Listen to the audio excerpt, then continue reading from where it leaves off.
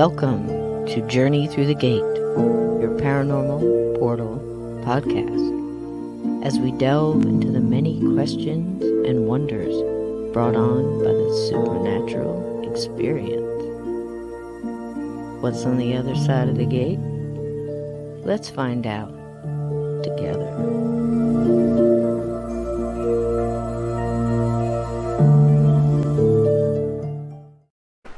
Hello everybody, how you doing? I'm so excited tonight. I am so excited. So we have a couple little announcements, but very first, I would like to say hi to Todd Brown. How you doing on this stormy evening, he says. Oracles and Beyond, hi baby. Christina Bell, Courtney, hi sweetie. Uncommon Belief, one of my wonderful mods. I've got a lot of mods in here, and if you look and see if you've got a blue wrench, that is because I want at least 2 or 3 in here. If some people can't make it in and out, to take out those trolls. You guys understand that trolls. So, and plus, it's just really nice to have you guys on the team. Really, everybody on the chat is, and I probably wind up giving everybody one. Maraid, how you doing, darling? I hope you're feeling well tonight. I think I saw in the chat last night you weren't feeling too good. I hope today is just wonderful. Thurston, hello, welcome in. Jackie, hi love. Thurston, let's see, I had somebody else. Chris Jarvis, how you doing? So glad you all are here tonight. Christina Bell, if I missed anybody, this little chat thing is only going to let me go so high up. Starlight, how you doing? I think I caught everybody. Okay. Oh, we have Chris Jarvis has got like popcorn and drinks ready to go. That's the thing to do tonight. I'm telling you, get the munchies, get the, however that may be. I am in New Jersey, but I promise you, I'm stone cold sober. Get out the popcorn, get out, the pumpkin brownies. Share your recipes in here if you want for Halloween treats. We talked about that last night. Thanks again to Brian Bowden for coming in last night. Everybody seemed to really enjoy the Dogmen and the Rougarou. And, as long as we're just talking about them and not like seeing them in your backyard or, camping trip or something like that, But that's that. So, the next announcement is I am saddened to let you know that Steve is having terrible technical difficulties with his computer system. Apparently, he was on with Gemma, the sweet Gemma, and also a Jersey girl. Hi, Gemma. Last night, and it kept going in and out, and all day he was working on it, and he can't be here on camera tonight. And I just want everybody to send out good vibrations and good thoughts and whatever you send to computers to try to help him through that, because I know he really wanted to be here tonight. He said if he could, he would be in the chat. So this was my idea. At first, what I thought we would do is talk about some of those ghostly movies that kind of got it right. As you see it was sad when I did the little episode thing. It's just one little episode cover art. It just has one little skeleton sitting with Chrispy watching the movies with a ghost sitting behind. So we're never really all alone. But Steve is with us in spirit tonight, and no pun intended. And so what I thought we'd do is, instead of going long, like we were going to have a lot of conversation between Steve and I on some of these movies, I thought I would just tell you, and we talk in the chat and everything, and then I just figured if it's okay with you guys, what we'll do is do the prequel, to go ahead and do the Cabin 22 live lounge. We could do about a half hour of the ghost movies. I got some vids for you. I got some vids for you, y'all. And do that, and then just go ahead, instead of waiting until late to do the first chapter, which is about 45 minutes of first chapter, and I think the prequel is probably 15, something like that. So it's a good hour. We'll do that if that's cool with the chat. Is that okay with the chat? We'll do that. So tonight we were going to talk about ghostly movies that got it right. And of course, this is just my opinion. I really went down I would absolutely get a pen or pencil or a crayon or a Sharpie or whatever you want to get. Grab, I know as a mom, I always had some kind of crayons or something laying around with the kids. But grab that in case you want to write some of these down, because there's double reasons I did this. One thing is, there's just some really good movies out there that are getting missed because they're older. They're black and white movies, or they're from the 30s or 40s or 60s, 70s. They started getting into more of, like Steve and I were talking about. I think it was like Devil's Run and Crowhaven Farm and stuff like that. There was a lot of, it was horror based, like Rosemary's Baby. Amityville Horror, different things like that were starting to come out, and they were really, yes, Laura, he certainly is. He's going to be in the chat tonight. He said if he could, he would be in the chat, and I'm so sorry he's not here tonight. He was extremely disappointed. He was really trying to get it all together, but we're going to have fun, with all of us, and hopefully he will be able to join us in the chat and be able to see some of this, because some of this I pulled up for him too, just like he missed the other video we did with that crazy invisible thing that was in the woods there. But anyway, he saw it. He was in the chat. So that's what I thought we would do. So if you were here last night, Pepsi and bacon. Oh my gosh, that's awesome. I brought something too. Would you like to see what I brought? Uncommon Belief made this for me today. I'm not a big on cooking. That's not my style. And most people who know me appreciate that. I was looking for it. I thought somebody stole my popcorn. So look what I have. Look at this. Can you see? It looks all black because of the lights. Will you see what that is? That is caramel bacon popcorn in a spider bowl, and somebody got me a little spider on here too. I don't know how I got in there, but they're everywhere. But there it is, and I'm telling you what, this is some kind of tasty. So we have snacks. Yum, I know, so good. And if you've got snacks, tell us. Yeah, it is so good, Starlight, so good. Just the right amount. There was 2 recipes. I put them in the description of last night's show so you guys could get the videos and stuff of people, people who cook. And there's a couple of recipes. Some people use the bacon grease to pop the popcorn. It says it has a little more bacon flavor. Some people don't. They just use the oil or whatever. But this is so good. And I don't think he used the bacon stuff for it. But man, the bacon is so good. Use that thick cut bacon. Anything with bacon. So that was that. And I don't know if you guys got to see. I think everybody here was here last night and got to see the popcorn video. But guess what? Just in case you didn't, here it comes. Hold on. Hold on to your popcorn bowls, people. Here we go. Enjoy this.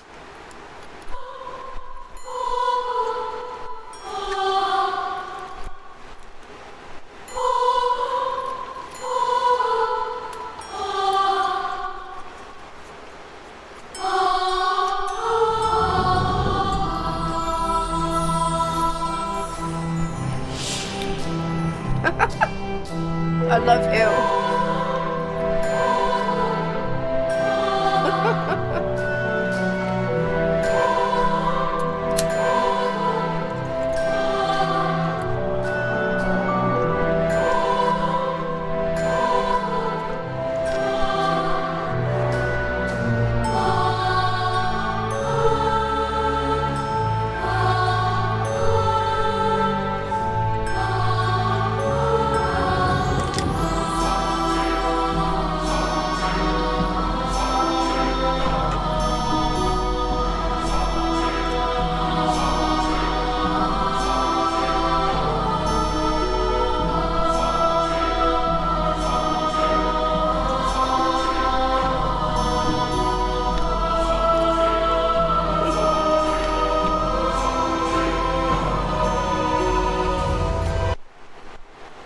Vintage yummy.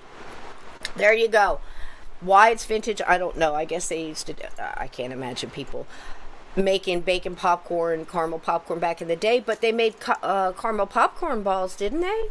You know, back in the day when they did apple bobbin and all that kind of stuff back in the big spiritual movement in Victorian times. There was a lot of this, stuff going on. Caramel apples. I could never get caramel apples. Caramel apples were a little easier for me than the candied ones because the thermometer and the softball stage, hardball. Anyway, cooking.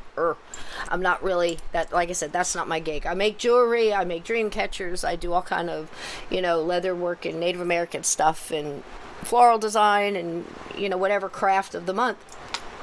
But cooking, I always did that just because I kind of had to, unless I really want to make something. So that's enough about cooking. Let's get down to snacking and talking about ghost stories.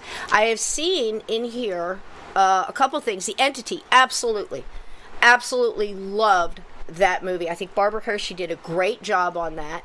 And Barry Taft, I've talked to him a couple of times about it, behind the scenes. He's a great guy. I'd love to get him on. He was one of the ones that really studied that entity case. And of course, you have to understand, back when parapsychology was doing its big kind of burst in to the scene, that's all you heard about in this late 60s, 70s, maybe started dwindling away more in the 80s, where everything was, we have to prove it, and I get that. I totally get that. Because nowadays you can see stuff like Steve and I said, magicians pulling off these great tricks. I mean, putting their hands through glass and making things disappear and reappear and stuff like that.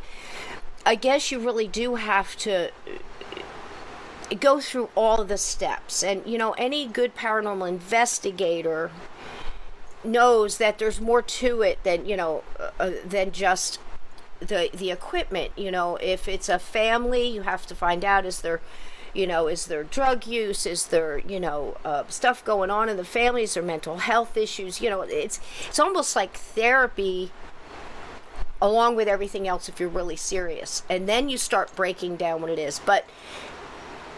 And you can't even say, if you're in a kitchen and things are flying around the kitchen, you can't even say that that's an entity or a ghost or something like that with a lot of power. If you've got 3 teenage girls that have gifts that are trying to hold it back, or you've got a really angry woman or something who has no idea, and I say women, it can happen with men too, but it's more with women for some reason, the trapped holding back of the gift and the energy is going to find a way to dispel itself. And sometimes that manifests in PK, this telekinesis and moving things. So, and they might not even know it. So that absolutely is a thing. So I understand, Barry Taft and the other guys and the scientists that were on that case having to really just go through all of the motions, and still, to this day, it was her, or it was this, or it was that. And I honestly got to say, all I've read up on that case with, I kind of, I'm not on that, that's not my conclusion. But again, I'm no expert. I'm just a woman, and I can realize when I'm being thrown up against the wall and raped in front of my family, and I can't do anything about it. There's probably an entity in the room, and it's probably a negative one. But then again, that's just me. So, The Entity, love it. If you haven't seen it, watch it. It's probably not for kids, but you know your kids better than I do. Like I said, that it's none of my business. My kids watch things too that people would probably think I was an awful mom for letting them. But I'd rather be there in the room with them to tell them what was right and what was wrong, and the scary stuff, and you know what I mean? So anyway, there's that. So what I wanted to do is kind of reach back a little bit and dig up some of these older movies that you guys might not have seen. And if you have, please speak out in the chat. Also, any recipes, or names of things you want to try, because next Monday after the madness, hopefully Steve will be back and all of the tech problems will be over. And after the madness, we're going to do chapter 2, because tonight we're going to do the prequel and the first chapter, and I hope you love it. I really, really hope you. I put my heart and soul into this book, so I hope you enjoy it as much as I had doing it. I mean, at the very least, you're going to laugh at all the voices, and I narrated myself. I did all the voices, and some of them, wrecked me, but I think it turned out pretty good. So that's for you guys to decide. So what I thought I would do is put together this little kind of collage of just a couple of shots from some of these older movies that you may not have seen, that I think got it right. And what do I mean by that? Ghostly movies that got it right. It seems that in 1938, 1940, early 50s, they were put, yes, The Ghost of Mrs. Muir, absolutely, it's on my list. They got it right. It didn't have all the gore. It certainly wasn't a Saw or even a Halloween where everything is just, people get stabbed. I mean, people got hurt, but they put more into the writing, I believe, and the character. I believe there was more feeling, even for the dead, as well as the living. So a couple of those I wanted to mention off the top of my head. I'm always mentioning The House That Wouldn't Die. That's with Barbara Stanwyck. That was in 1970, I believe. It could be 73. Carnival of Souls. It had like some truth within it. Really scary, especially. Let's see what else. An older one. The Ghost of Mrs. Muir for sure. 1947, the original. Now, I'm doing all originals. A lot of these have been redone, but the as far as my opinion, and it's only my opinion, the remakes just don't have it. They lose something in the translation. I think the originals just had it better. I really do. Rarely do I see a sequel that matches. It's kind of like when you watch a movie that was from a beloved book, and you go, gosh, the book was better. Isn't it almost always better than the movie? Because I think it's part of your imagination you're using as well. And I think some of these older movies left some of that imaginations,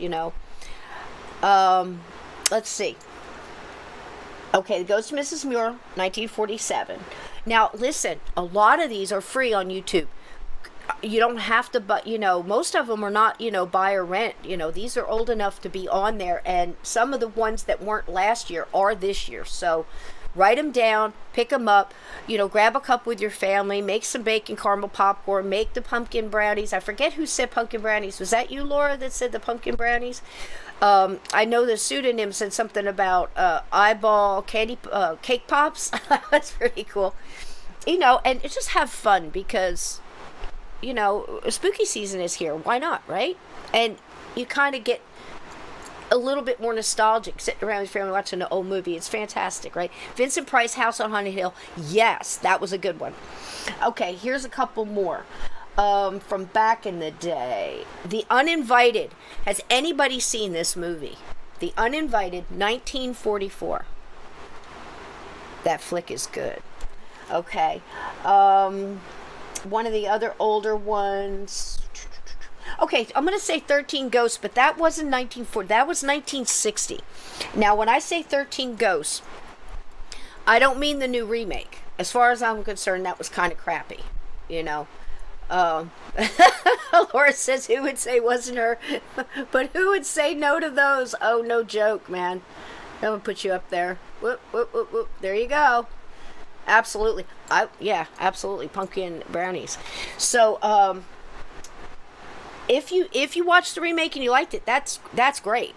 But you missed out if you didn't see the original, because it was so cool. In 1960, when that came out in the theaters, I think it was one of the first times, and don't quote me, I could be wrong, it might have been one before that, but in this one they handed out the 3D glasses to the kids and the people, and so for the first time you saw everybody sitting in the theater with the 3D glasses on, and the way the ghost came at the screen and everything, it was amazing what they did, and I thought it had a lot of heart to it. I mean, it was creepy, and there was a lot of horrible things going on, but still, it had that nostalgic kind of timing, if you know what I mean. The feeling, the emotion was there. It could breathe. It wasn't all just filled with gore and guts and craziness and things flying everywhere. It had a story base, and that's so important, a story base, right?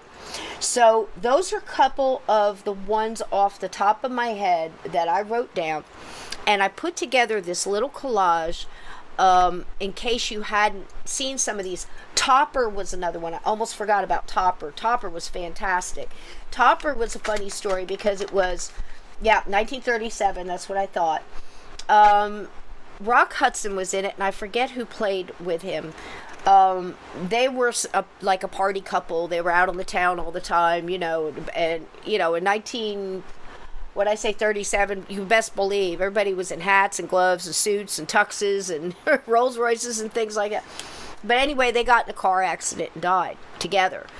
And they hooked up with this guy and just turned his world asunder, but it wasn't anything evil, spooky. I mean, people jumped and it was more funny. It was more of a comedy based one, but Topper was a good one, and I think they made 2 or 3 of those. I could be mistaken, but anyway, that was great. And the Ghost Breakers was another one, 1940.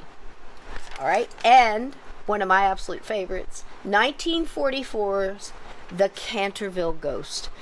And if you haven't seen the original on the Canterville Ghost, please watch it, because the gentleman who played, I wish I knew his name off the top of my head, the Canterville Ghost, was absolutely magnificent in this. And the young girl who played his friend and all of the parents, everything. I think Robert Young was in that, but if I'm not mistaken. But let's see.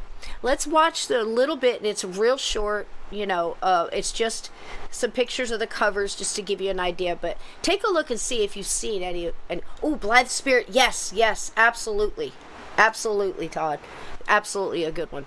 So let's take a look. The Uninvited.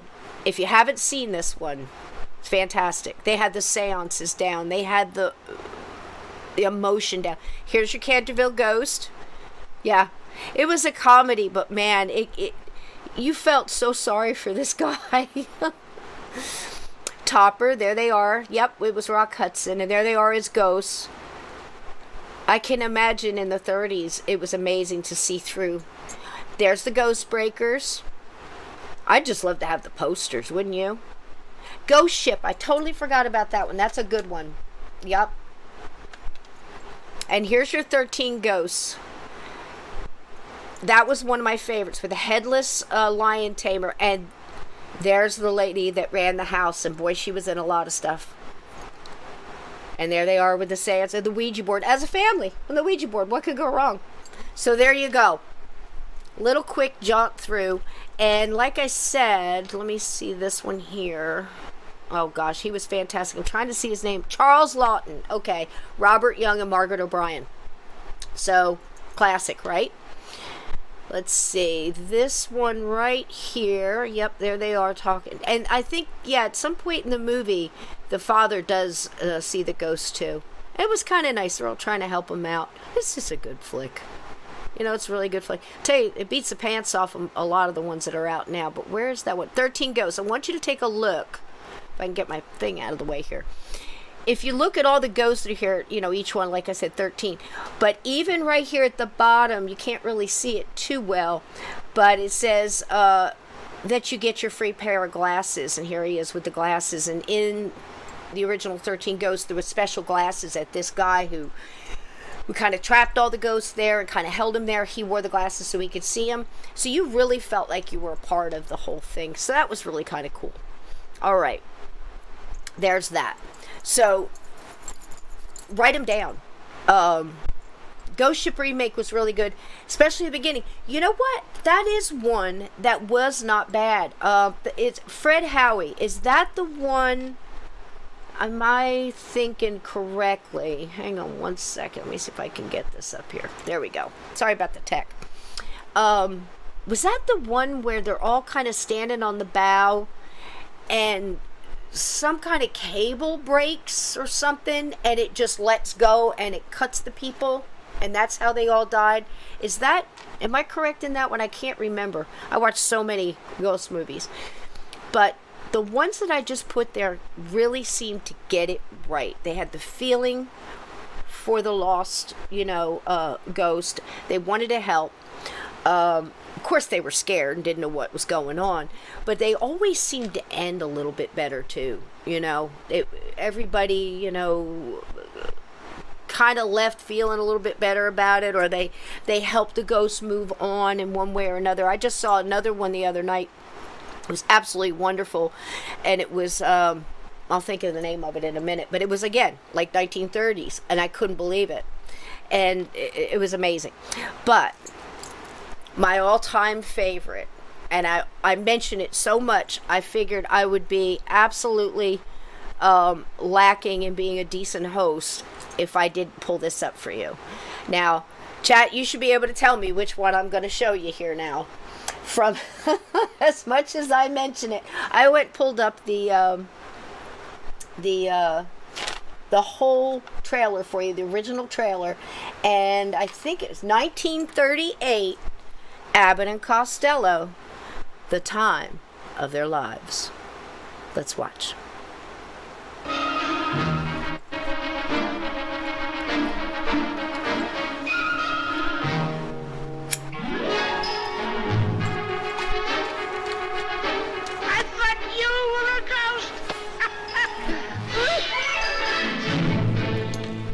What a predicament for chubby Lou.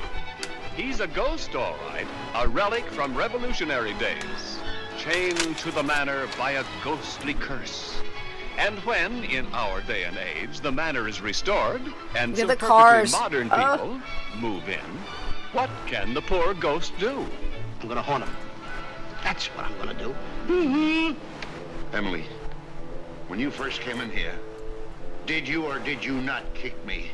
Oh, you felt something, eh? I thought so. It's you they're after.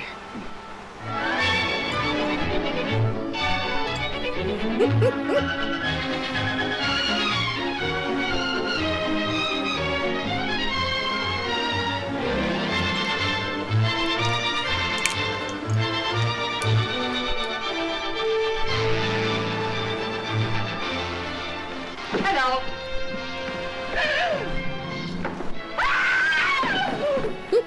Can you hear me? Who are you? What are you? Identify yourself. Suspect Greenway, you know who I am. I'm Horatio Prynne, the Little Tinker, and this is Melody Allen. We were on our way to warn General Washington about Benedict Arnold. Horatio, And then, Horatio. I mean, but I gotta... Don't be silly. Don't you realize they can't hear us?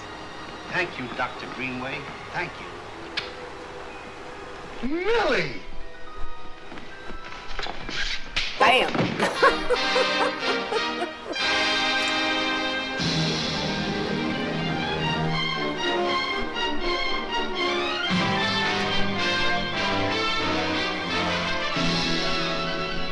If you don't all stop acting like a bunch of crazy lunatics, I'm going to start behaving like one myself.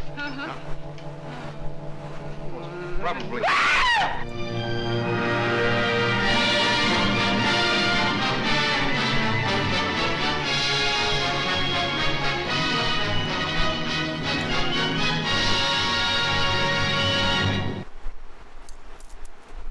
How good is that? How good is that? I mean, come on. Who doesn't love Abbott and Costello and ghosts together in one movie? And history, because both of the ghosts, I don't want to give the whole thing away, but both of the ghosts were actually on their way to warn George Washington about Benedict Arnold. And Benedict Arnold's guys kind of got a hold of them first and put a curse on them, and they had to clear their name before they could leave the property. They were stuck to the property, and there was a letter that they were trying to find from George Washington that showed that they weren't traitors. And it's an amazing mix of all the things that I love. So I hope you enjoy that.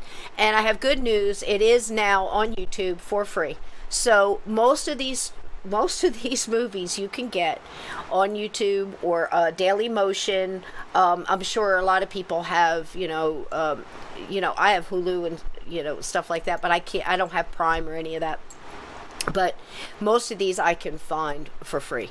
So enjoy. Get your popcorn, get your stuff, get your family, get your, whatever. But celebrate this year, the spooky season, because to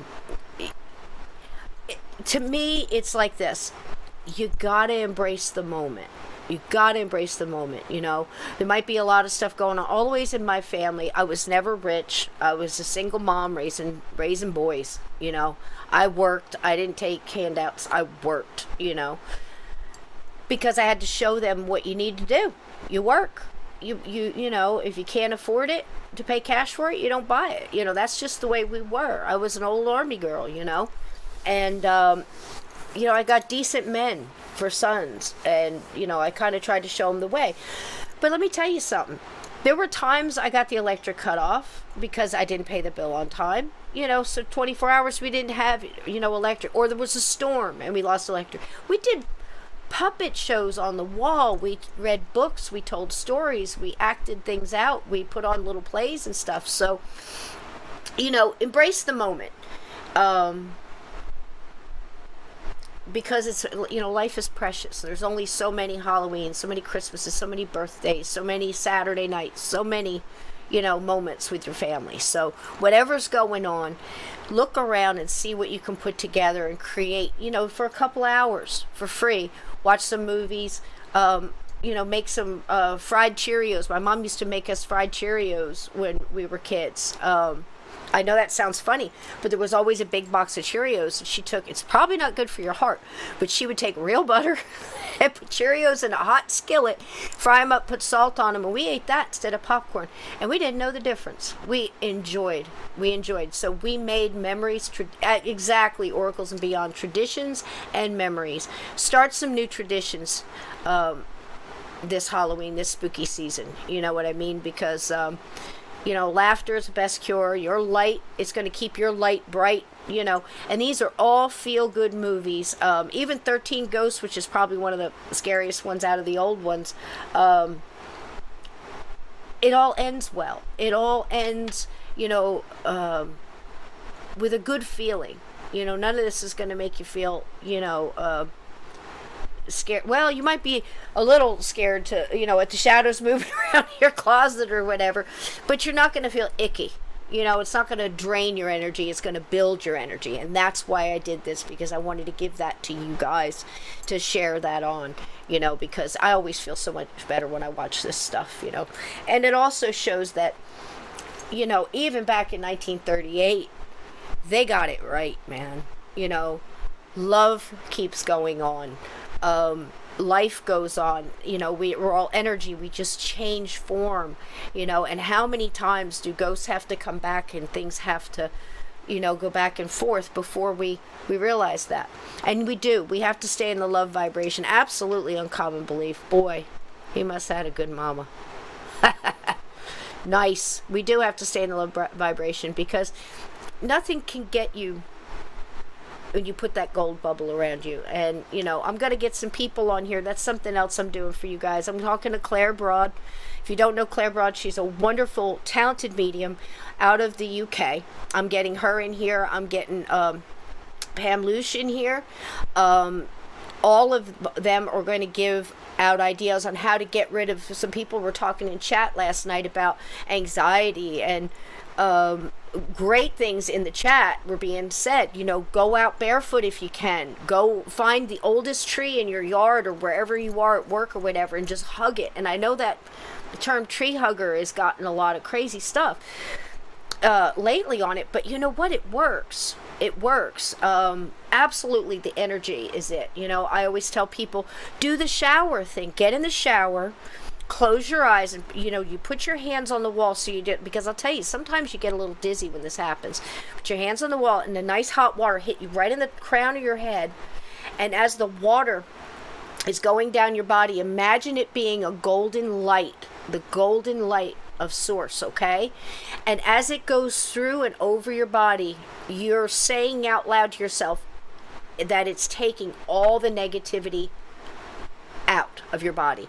As it goes down over your body, especially if you have a sore shoulder or something, tell it, you know, remove the negativity, all of it, take it all out, and just visualize all of the darkness going down the drain, and you're just getting filled with this golden light.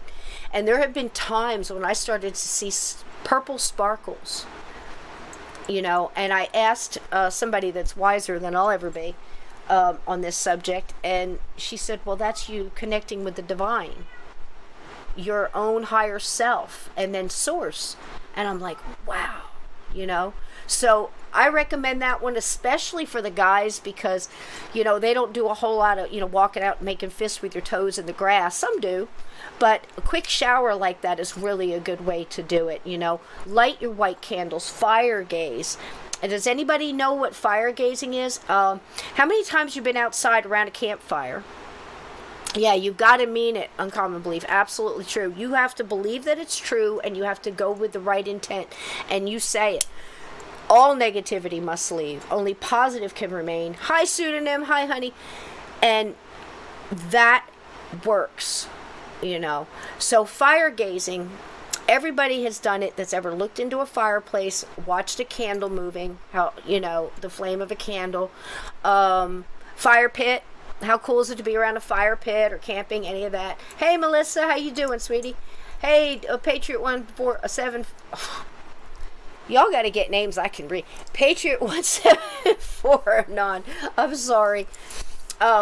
So that's the thing. You just look into the fire, and you kind of put all of your thought right in there, and you just kind of put all of that, like you're just putting all the negativity and everything that's bothering you, and just breathe in and breathe out, and that works. And it's best if you're going to use a candle, to use a white candle, just for the purity of it. It really does make a difference, because I'm telling you, if it makes a difference in spells, if you're, you know, whatever kind of, you know, ritual spell you're talking about, candle color makes a difference. Everything with intent.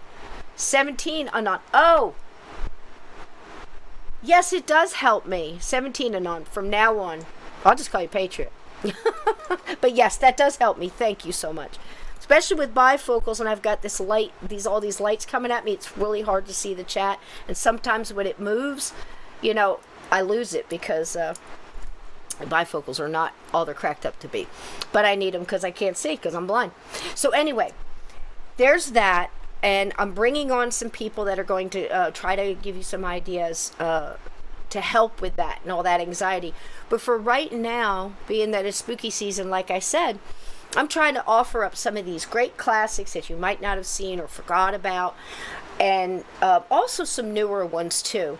But there is one other one, you know, because, you know, like I said, they just make you feel feel good, and give you something to do that doesn't cost anything. I mean, if you can watch this show, you know, on YouTube, you've got access to every single one of them. So that's great. Watcher in the Woods, yes, that's another good one. And let's see. Hey, Andrew, how you doing tonight, sweetie? Let's see. Fred, how you doing? Did I miss anybody? I thought I saw somebody else coming in here. Yes, let's see this. Hang on one second. Let me put this up here. Fire gazing is great. I do it all the time. Also, scribing in the sand, yes. Do you mean, Patriot, do you mean like almost like a Zen garden kind of thing? Have you ever seen that, where they have the little trays of sand, and you rake and you make little, you know, things in the sand? All that stuff is good. If it works for you, do it. But try new things. You know, like I said, it's wonderful. And, you know, the stuff like this doesn't hurt. You know, bacon. Who can be upset when you're eating bacon, caramel, popcorn, and watching a good ghost story, or listening to a good ghost story? There you go. You escape for a little while, and that's just fine. It's absolutely okay to escape the world for a while. Now, I've got one more. I've got one more little video.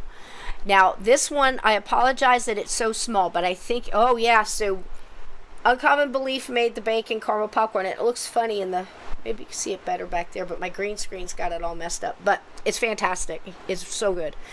And so anyway, I did this one video, and I was in a hurry because that's when I was trying to talk to Steve. We were trying to get, things worked out and stuff.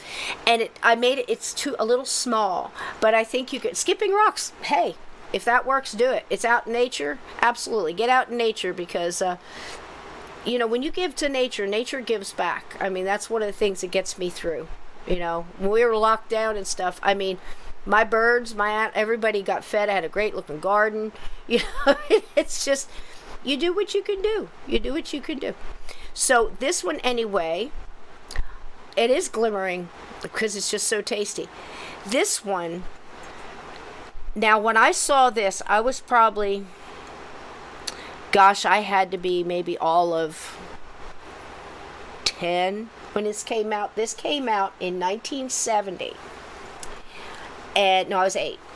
So seeing this on the Sunday matinee or whatever it was on, I was glued to the set. Now, Barbara Stanwyck stars. And if anybody knows Barbara Stanwyck, I'm telling you, if Barbara Stanwyck is in a movie, somebody is getting slapped, and they're probably getting slapped with a leather glove, a fine kit glove hand. This woman was always decked to the nines. She was fantastic. I loved her. She reminded me a lot of my mom. And this movie was just so well done. From the point of the ghosts, how ghosts can all be in a house, and some are aware of the others and some are not. Some are actually being held back. Right, if not murdered outright. Exactly. Because she was held with a shotgun too, wasn't she? I love Barbara Stanwyck. I don't know, she was just wonderful. It's one of my favorites. So it had it right where certain ghosts with more energy could hold back another ghost. Quick story. An actual case that friends of mine and myself were involved in.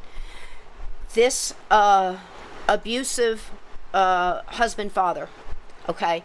Lots of control over his household, lots of control over his wife and daughter. Teenage daughter, I believe she was probably around 13, 14. Early 60s, they died in a car accident. Now, move ahead. They're in this house, okay? Some families are having problems in the house, some are not. Now, we've talked about that before. That can happen, which is why I kind of laugh a little bit when people say, well, Amityville wasn't everything they said it was, but there was a lot more going on than they did say. Think about that for a minute. But people think it was a hoax because people that have lived there since then have said they haven't had a problem. Well, that doesn't mean anything. Because it could be the family and the energy of the family that's in the home that it feeds off of. If you've got a family there that's got lots of, love and light and happy and laughter and all this kind of thing, it can actually dispel it. Some entities kind of go dormant until the right energy comes along. And some just follow the last family that left or move on to the next thing. Not everything is bound to Earth. Not everything is bound to that section. And sometimes they are, very much like our friends in the Abbott and Costello time of their lives. They were bound by a curse to that one section. They almost had their own invisible cage until they broke that. Okay, so that's why I say when people say something about like Amityville or another haunted house where somebody had a lot of issues there, and then the new owners say, or the new people living there say, well, we don't have any problems. I haven't seen anything. It doesn't mean anything. It doesn't mean that the last people lied.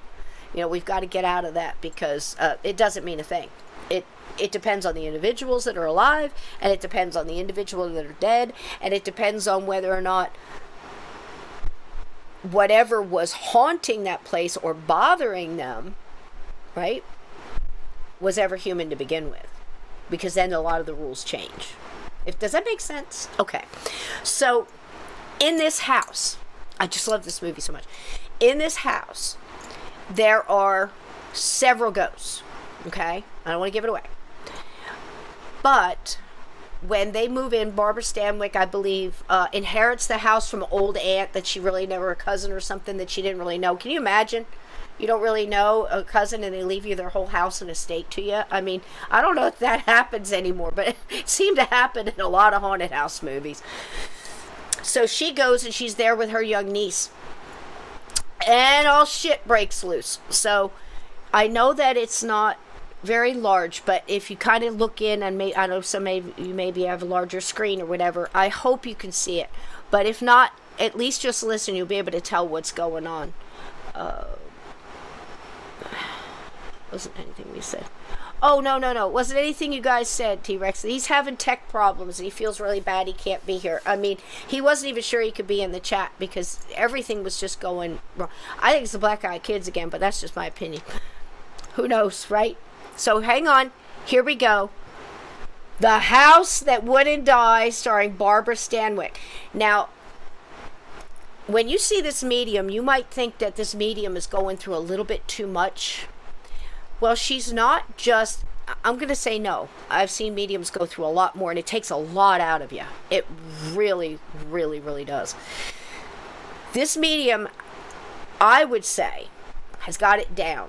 But she's doing channeling, and what she's actually doing is she's trying to channel one of the spirits, and that spirit is almost going through her and throwing off to somebody else. I've seen this happen, and even though it looks over the top 1970s, Hollywood, it's pretty darn close. So take a look. The House That Wouldn't Die. I shall try to summon my guide.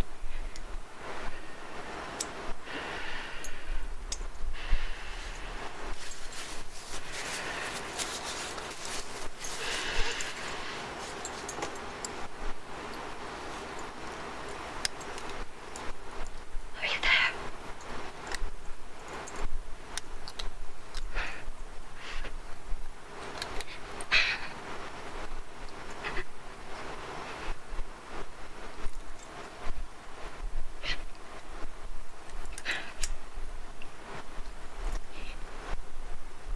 She can't come to us.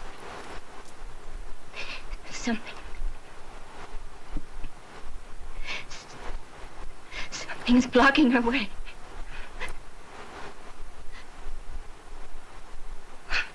Do you feel the chill in the room?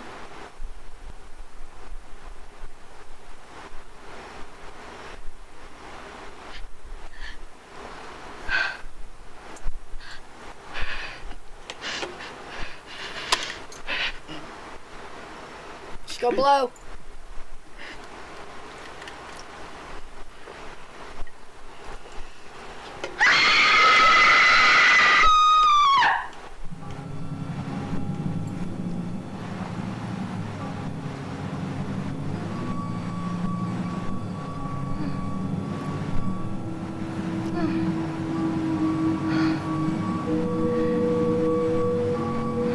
Now watch.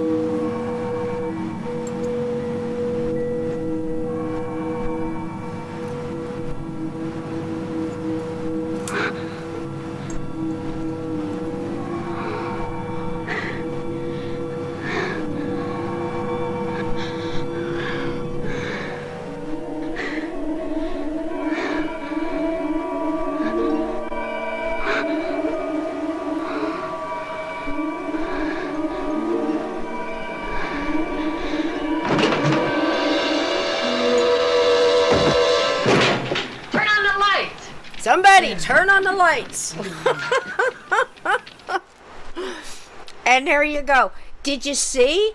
Did you see? I know it's small, and I apologize so much, but 5 minutes before the show came on, I had to load it, or else we wouldn't have been able to see it all.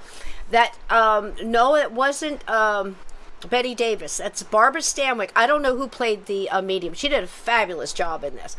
At one point, she just comes in and says, "I can't stay in this house anymore. It's too strong," you know. But man, they could scream back then.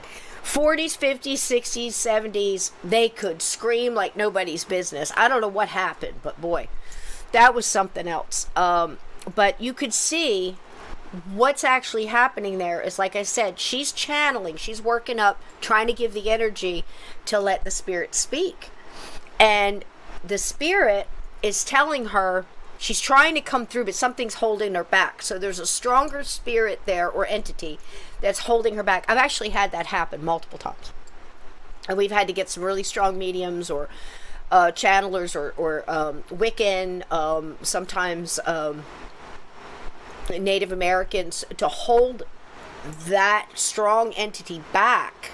It takes a lot of energy, so the other energy could get through and get past them. What that looks like in that world, I couldn't tell you. But it, you know, we actually had a little girl once tell us, "You have to hurry because he's coming." Who's coming? And she's scared. You could hear in her voice, you know. So in this movie, they actually solved the whole case. And but what she was doing was she was giving her energy for that spirit to come through. And instead of coming through her, it jumped and went into the girl. And you could see as her face was changing and coming over her, she starts shaking, and you could see that it was taking her over. And it was kind of like a possession, uncommon belief. It was more like, it was basically just using her, yeah, kind of like a short possession. I don't know how else you'd put that. You know, even if, I call them jumpers.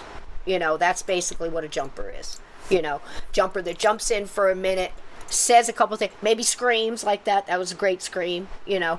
But trying to come through the other girl and, you know, get out what she's trying to get out. Now, why the scream? I think you find out later in the movie that it is that one other entity that keeps showing up to keep her quiet, to keep her down, you know, without telling the story. Nobody wants the story to come out. It's always the big story, the big bad thing that happened, you know, that's holding everybody there. And again, that's a life lesson. You are accountable for everything you do. We've talked about, you know, this multiple times on this show, that I've seen people curse the newly dead and the dead just by speaking about them. And I think Steve and I have talked about it, and I've talked about it with multiple mediums, about, I think that's where that whole "don't speak ill of the dead" comes from. And, you know, all my life I grew up, most of the beginning of it anyway, and I thought that just meant because it was rude. But I think there's a deeper meaning to that, because you can get them to attach to you. And here in the past, like 20 years, I tell people, you know, you got to be a little careful, because you remember I told that story not too long ago about that man that was in a car accident. He was drunk and he ran a stop sign, and he was a multiple DUI guy. He was just troubled, you know, he was one of those troubled souls that just can't get right, you know. And he plowed through a four-way stop and killed a family. And a mother was pregnant and her young child. And another new father was sitting in the kitchen with his wife and his 3-year-old, you know, his 3-year-old boy. And he was reading in the paper that it happened just right, you know, less than a mile from his house. And he starts cursing this guy. He said his name, and he's like, "You're a jerk." And, you know, he said some really harsh things out loud. Well, here's what happened. The guy who caused the accident, the one that was drunk and went through the stop sign, he left his body so erratically and in a state of mind that was just very multi-fractured, let's put it that way, okay? And he was wandering around where he died, by the accident site. The man reading the newspaper article. It's so unbelievable, but it's true. Reading the newspaper article and yelling his name out into the, out into the universe and in the energy. The guy who's a ghost clicks in to that energy. Bam. Cursed. Now he's basically cursed the guy to be stuck with him. And the guy starts haunting, the dead guy starts haunting this other guy. It happens. And it took a really, a fantastic medium. And the guy actually caring and starting to understand what he did. And his love, that was, he was a really decent guy. He was just really angry. We all have those times. And he really put his all into getting this young man crossed. And it took quite a bit of effort from the living. And a couple of dead ghosts that were around to help too. So, very interesting story. But be careful what you say, because words do have power. And I think Pseudonym was the one who put in here the last time. That's why they call it spelling. Because words have power. So, there you go. So, that's The House That Wouldn't Die. I'm going to rattle off a couple more here because I've rattled on now for almost an hour. But I wanted to name off a couple more, and you guys have named quite a few here, but some that I wouldn't want you to miss, okay? The Others, 2001. Wasn't my favorite, but boy, I loved the view on this one, where you actually got to see it from a different view. And if you haven't seen it, watch it and hang in there, because it all comes together at the end. It's kind of very almost done like an old-timey way in a new era, and it had a heck of a twist. So I believe that one got it right because of that. So it was really good, but it was kind of, you got to hang in there, because she was making me absolutely nuts with the keys. It was getting on my nerves. But it was worth getting through. Here's a fun one. 1996, The Frighteners. Fantastic flick. Absolutely fun. Has a great rapport with the ghosts. It's kind of like, more kind of funny ghosts, but it still had a lot of truth to it, much like the movie Ghost. I referenced that one many times. The movie Ghost really got it right in a lot of ways, especially where that darkness was pulling down the bad guys. And Aunt Edna, it was scary. But yeah, and just how ghosts, have to learn the energy, how to use the energy that they have, and they might not have a lot, and how to get the energy it needs, and all that stuff really rang true. Okay, we mentioned The Entity. Here's one you don't think of often, but was actually a really good ghost flick. The Field of Dreams. Think about it. It's a ghost flick. I mean, for him to come back, and for everybody to come back, and Shoeless Joe and everything, very well done movie, and loved the whole feel of that movie. It was great. Sixth Sense, of course, 1999. Absolutely got it right. Absolutely got it right. And unfortunately, I know some kids like that, and I know some adults who grew up, survived being a child that had that. And what we call that is just being such a medium, and having what he was such a bright light. He was drawing all the earthbound, newly dead usually, in their death state. And that's a really horrible thing to go through. I know adult mediums that have a hard time getting through that. And I can't imagine being a little kid and seeing things like that. But in that movie, he also learned, if you help them, find out what they want to say, and if you can help them. But here's this little kid trying to do this, If you remember in The Sixth Sense, he was going through and he was showing the videotapes of how that mother had that Munchausen syndrome and was poisoning the little girl, and he was trying to, all she wanted to do was for him to go tell the dad that the same thing was happening to her little sister. And I know I've said this on the show before, but in my experience, I've seen a lot of that. And, Usually if a ghost comes back or stays here, one of the big reasons, fear being the number one, and not wanting to cross, not knowing what's on the other side, or not wanting to go for one reason or another. One of the reasons that they seem to always try to get a hold of somebody is to stop a killer from killing again, or something along those lines. Most of the times, if they've crossed over and come back, they don't even care about any of that anymore. They just want to tell you that they're fine and that they love you, But that's the thing. So, hey Carol, how you doing, love? So glad you jumped in here. We're almost done with this, and then we're going to listen to a chapter of the book, so I hope you'll stay for that.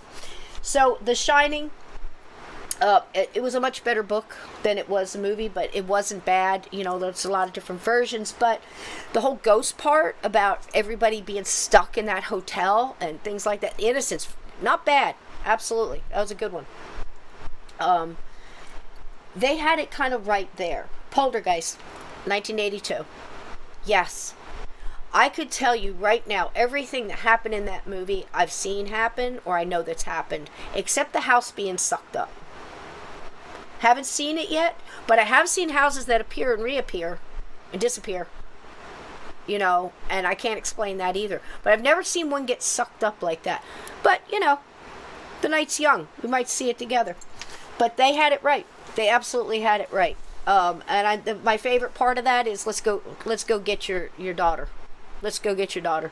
Going in and get him. And I've had people go in to the Unseelie Fae and get people and help them cross. And I've seen people take them out and do other things. But, like I said, they had it right. Okay. Here's another one, and I'm kind of like this with it, but it's really worth seeing if you haven't seen it. What Dreams May Come, with Robin Williams in 1998.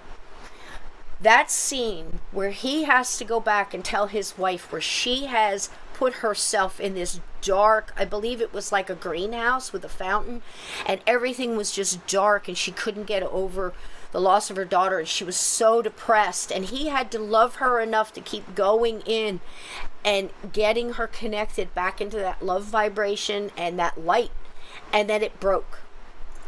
Happens all the time. They got it right. Okay. Here's a fun one. This was like one of those old made-for-TV movies, like on Friday night, Saturday night. If you're old, you know what I'm talking about. They were a big deal. We love that stuff. Ghost of Flight 401, based on a true story. I've talked to some of the people involved with this, and they absolutely got it right. The Flight of 401, if you're not familiar with it, there was an accident in the Everglades. A plane went down. Fantastic pilot and crew. And I think Ernest Borgnine played him in the movie. And they were trying to warn. So what would happen is they took the parts from the plane that went down and reused them in other planes.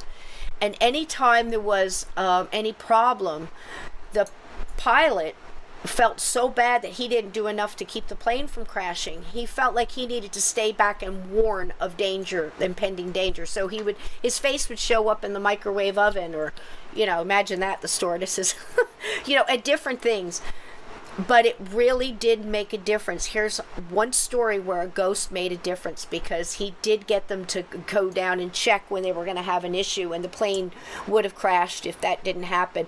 So there's a lot of stories about ghosts helping the living to not be hurt, and that's one of them. So Ghost of Flight 401, fantastic, great movie. There was one more here. Let me double check before I bring up A Ghost Story. I liked it. I really liked it from the perspective of the ghost. And hey, are you kidding me? How you doing? Glad you came in. Steve isn't here tonight, but we're sending him love and hope his computer gets better. That's the gist of that. Bless his heart. I mean, I can't imagine. Okay, so Stir of Echoes. There's another one where they just weren't going to be silent until their story was known. And it's always so trying for them. And we always wonder, why does it take a ghost little at a time just to show up here and spurt here and give you little pieces? Why don't they just come out and just hey, this happened to me and I'm really pissed about it, and it just doesn't seem to be the way it works. Sometimes they can, different frequencies, vibrations, it takes a little bit, their energy, it takes a little bit to get it all out. And a lot of times it's our fault, because here we are and they pop up in the kitchen, to tell us their story, and we run. So that's why it takes so long so much. And why you need like good mediums and a whole team, tech and everything else sometimes. And even, like I said, a little therapy, okay, to get them through it. All right, so there's that. I said Amityville Horror. Okay. 2 more. The Fog. The original. Now, I wanted to get you a clip of that. If you had not seen the original Fog with Adrienne Barbeau, and just the way it was done. It was Carpenter. Oh, what's his first name? I know it as well as my own. Fantastic movie, the way it was done. Also, the storyline is so good.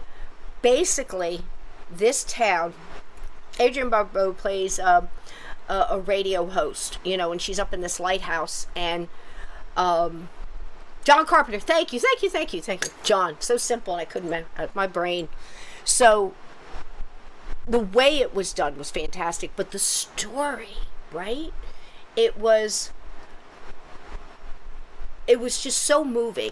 I think they kind of ruined it. The remake wasn't so bad. It wasn't a bad one, but I love the original, the way it was done. The fog, there's something in the fog. The pirates and everything. And what that town did, excuse me, what that town did to those people, I believe it was a shipload of lepers, and they had said that they could, come and stay there, and told them that they just, for some gold, and they screwed them over. Excuse me a second. So on the 100-year celebration, they all just went. The fog came, and that was it. And another one I have to mention, which is a great ghost story, we forget. Probably one of my favorite ghost stories, A Christmas Carol. Charles Dickens' A Christmas Carol. That was written the way it was written. If you haven't seen, there was a Charles Dickens kind of like, almost like a biography movie. It was very well done.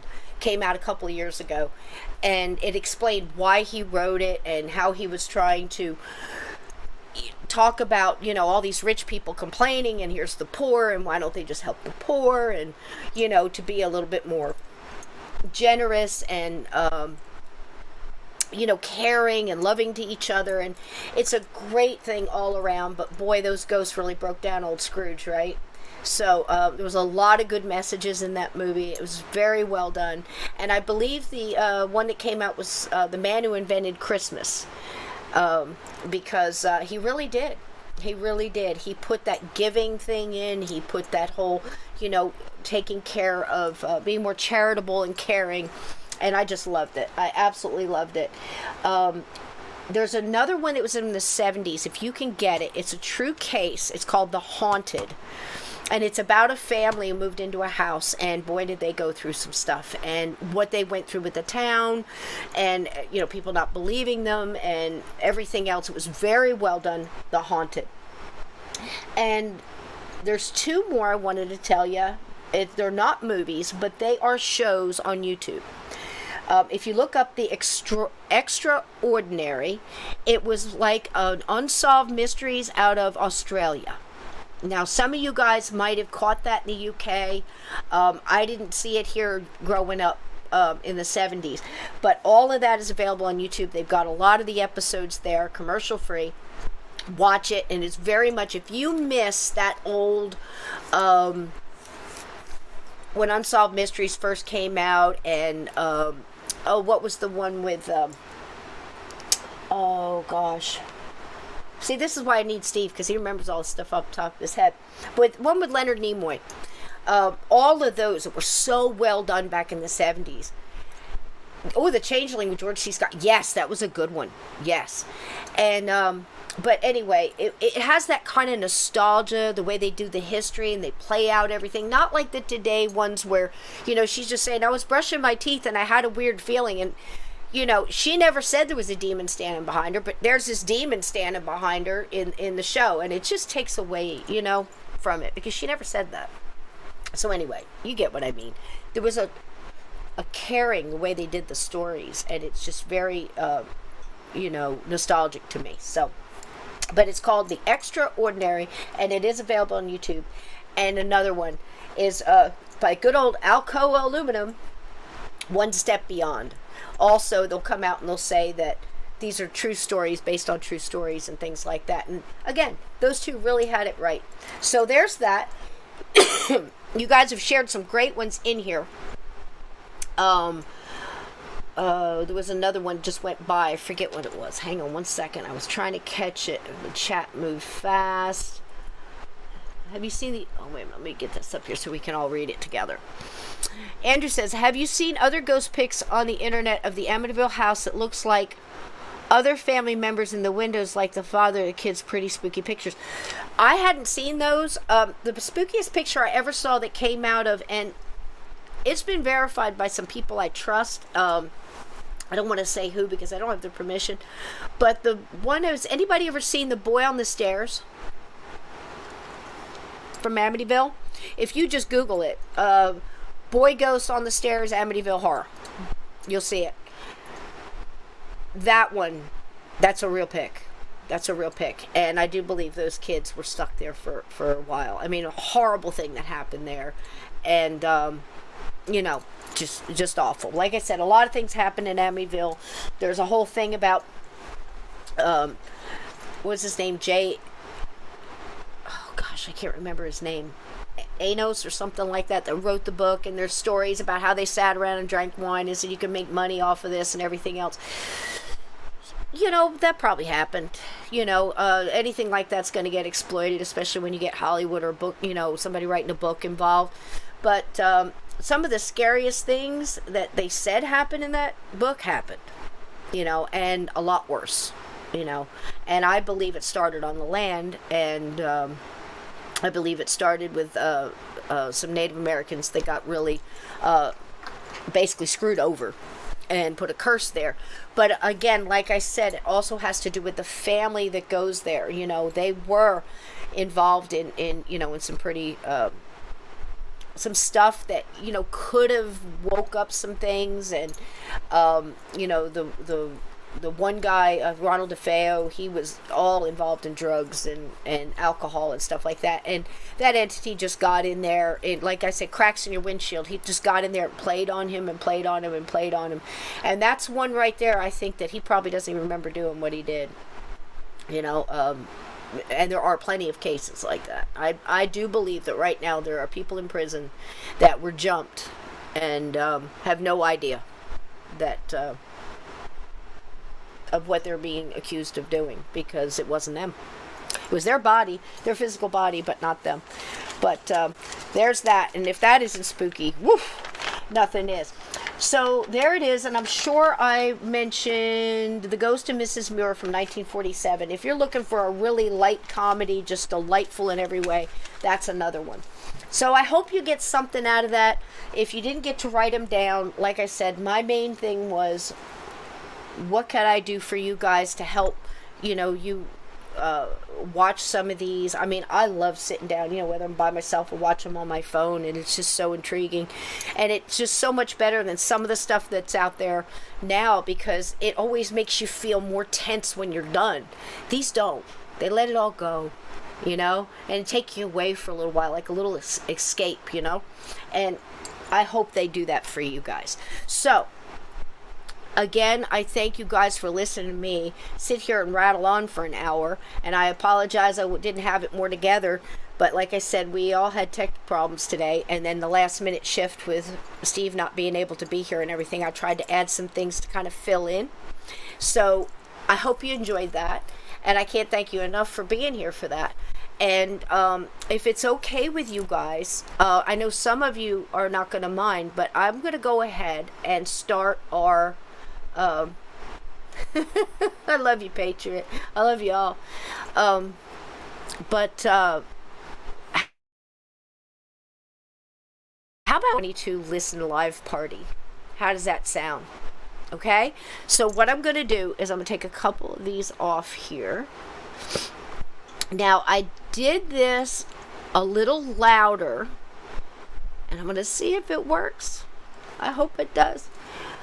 Friends, and always same as terrifying. That's true. Uncanny isn't the same as terrifying. Absolutely. And again, I think a lot of you here agree that some of these older movies, they didn't just get it right because they understood a little bit of how hauntings worked and had that care and kindness for the ghosts, but they also they were just nicer about it, you know? I mean, everybody, you know, you can't take for granted, you know, how they all looked and dressed, and, you know, ladies in hats and gloves and men in suits and hats, and, you know, they were just kinder to each other, it seemed, back then. And they had all those little innuendos in the background. I mean, you can't watch some of the ones without laughing because you know what they're talking about. But they did it in a way, kind of tongue-in-cheek kind of way. It wasn't all this just gratuitous stuff all over the place, you know. And so they had to pay more attention to the story. And it shows. It absolutely shows. And I love them for it. So I hope that you get something out of that. And, you know, if you missed a couple, go back and rewind it and write them down. Pick a couple, you know, maybe a couple a week. You've got... I don't know how long it is to Halloween. I think it's, 6-7 weeks to Halloween. Watch a couple a week till then. Get all caught up. And then come back and tell us in the chat how you liked it. I love you too, Courtney. Thank you. Mwah. I love you all for being here. So let's see. Okay. Everybody got your popcorn? Got your adult beverage? You got your... I wanted to have you a couple more snack videos for tonight, but I'll have to show them for, you know, next Sunday or Monday. And I'll keep them coming, you know, and you keep them coming in the chats, you know, because I want everybody to enjoy themselves when they listen to this. And so turn your lights down low. Light your candles, you know, light them if you got them. So if you got your candles, if you got, you know, whatever you need to be comfortable. The first prequel... the first part of this is the prequel. And again, here's the quick story. Steve was doing 31 episodes of Halloween. And if you hear a cat, that's not an EVP, that's Mr. Dickens. Named after Charles Dickens, by the way. I told you he was my favorite writer. But Mr. Dickens is around. He might join us here in a little bit. You want to go on TV, baby? Mr. Dickens? Oh, quiet up now. He's shy. Not.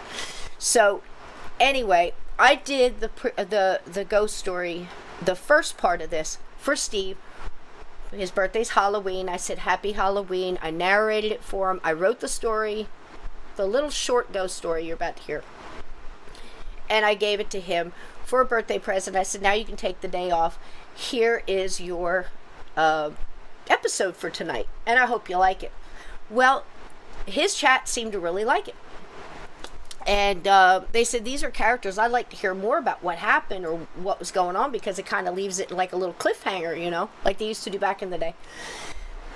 And he said, you want to write some more? He goes, I dare you.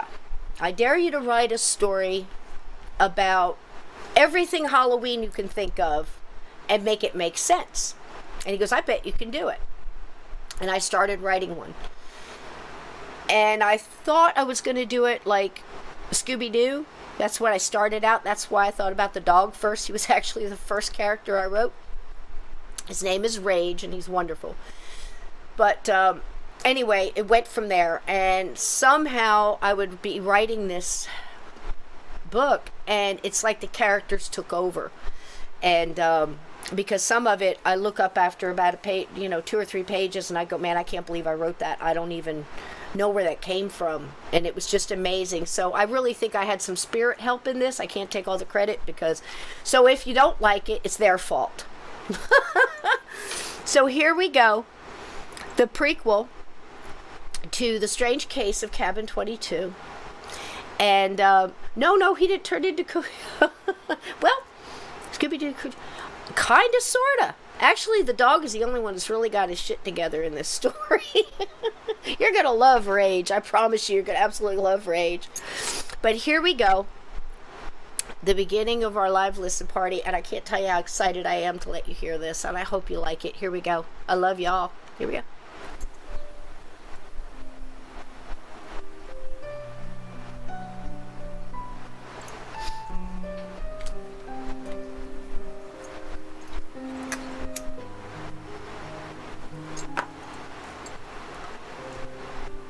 The cabin.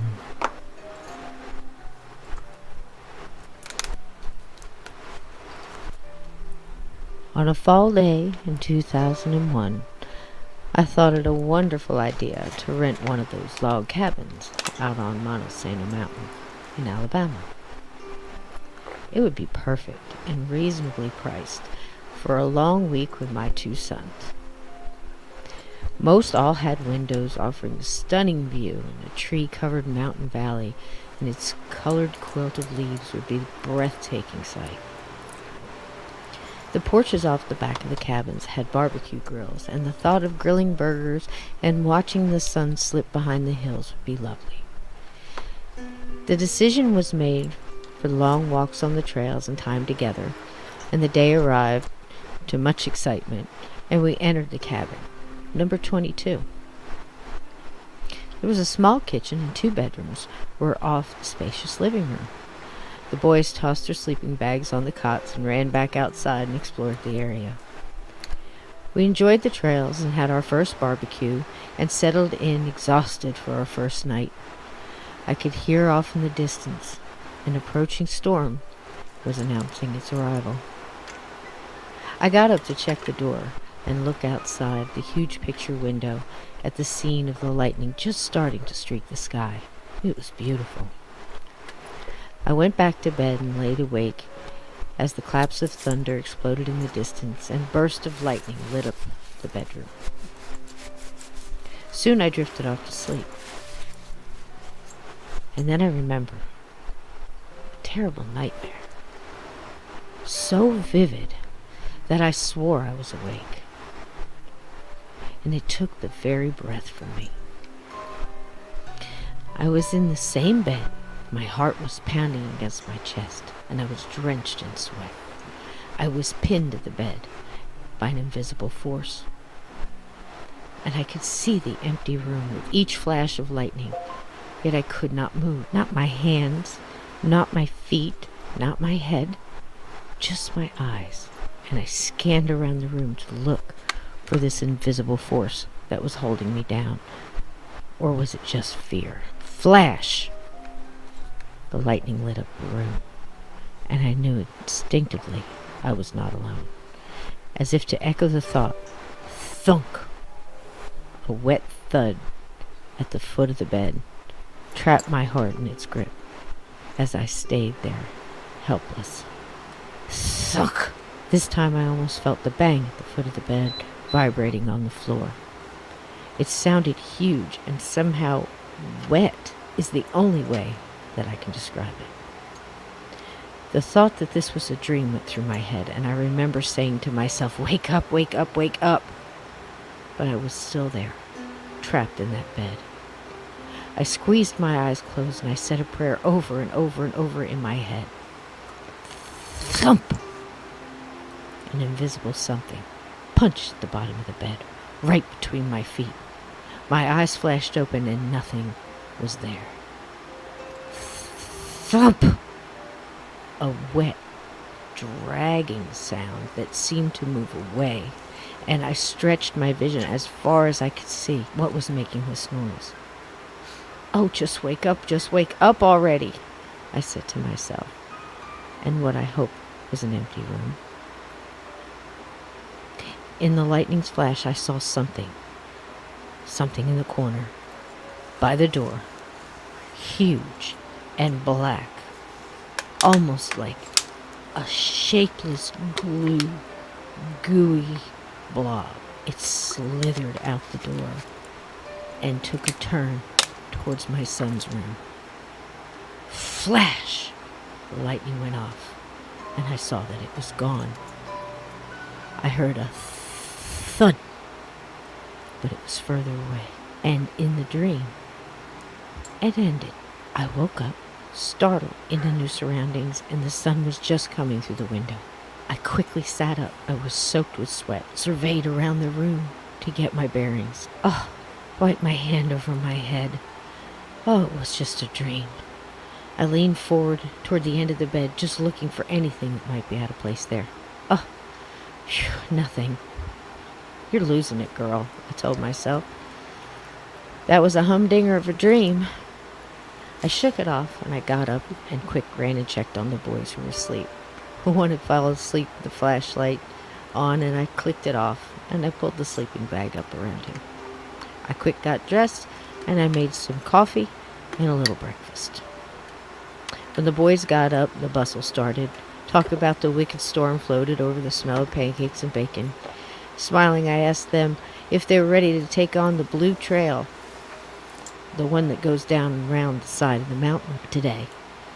The trails all had color names, and Big Blue, as they called it, was a favorite. I guess, said my little one, I didn't get much sleep. An odd feeling hit me when he said this, and I clutched my coffee cup a little harder. Oh, I answered. Why is that? I was up all night. Something was in my room, and nobody would wake up or answer me when I yelled. I didn't hear you. Mom, I screamed loud. I swear I saw it with my flashlight. Something big and black, like a huge garbage bag filled with goo. Oh, you're just dreaming, you goof, said my older son as he kind of punched him in the arm. Well, it was loud, and it hit my bed, and it banged on the floor, and it smelled bad, too. For reasons only boys know, they both laughed at this. I was nowhere near laughter. My head spun with the realization my dream was a living nightmare, but I didn't want to scare them. I held it together, and I told them I was going to see if Mr. McGee, the cabin manager, and I was going to ask him if he had a larger cabin. And the stove wasn't working that good, so pack up your stuff, and we'll go see him before we hit the trails. They finished with a chorus of, "Oh, Mom," with mouths full of pancakes. I tried my best to shudder from the inside out as I continuously scanned the room over my coffee cup. Down at the big log cabin manager's office, I left the boys out front in the car. They were punching each other and laughing, which was a normal I was okay with right now. "Hey, Mrs. Harper, how's the stay?" Came a voice from behind the big bear statue that was carved with a chainsaw by no other than the owner of this voice. "Hey, Mr. McGee. It's okay." I tried to start off positive. "The view is lovely." He smiled as he came from behind the counter and the bear. "I ordered it just for you," he joked. I laughed a little and asked him if we could move to another cabin. "Why, sure. I have one further down the path. That be okay?" "Yes, I will take it," and handed him the key. "Is there anything wrong with this one?" as he reached out and took the key from my hand. "No, not really. It is lovely. Just some banging and sounds all night." "Oh, well, must be some raccoons up in the roof space. I'll have to take a look into that.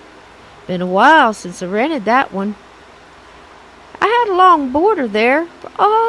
Stayed almost a year. Old Bob. Poor guy loved to fish down at the lake. One day, poor guy, he lost his footing and fell in. Hit his head on one of those rocks and drowned. Awful thing. About a month or so back. Took them a while to find him, too. When they pulled him out, he was darn near all black with that river moss." My eyes widened as he handed me the key. "Will you be staying long?"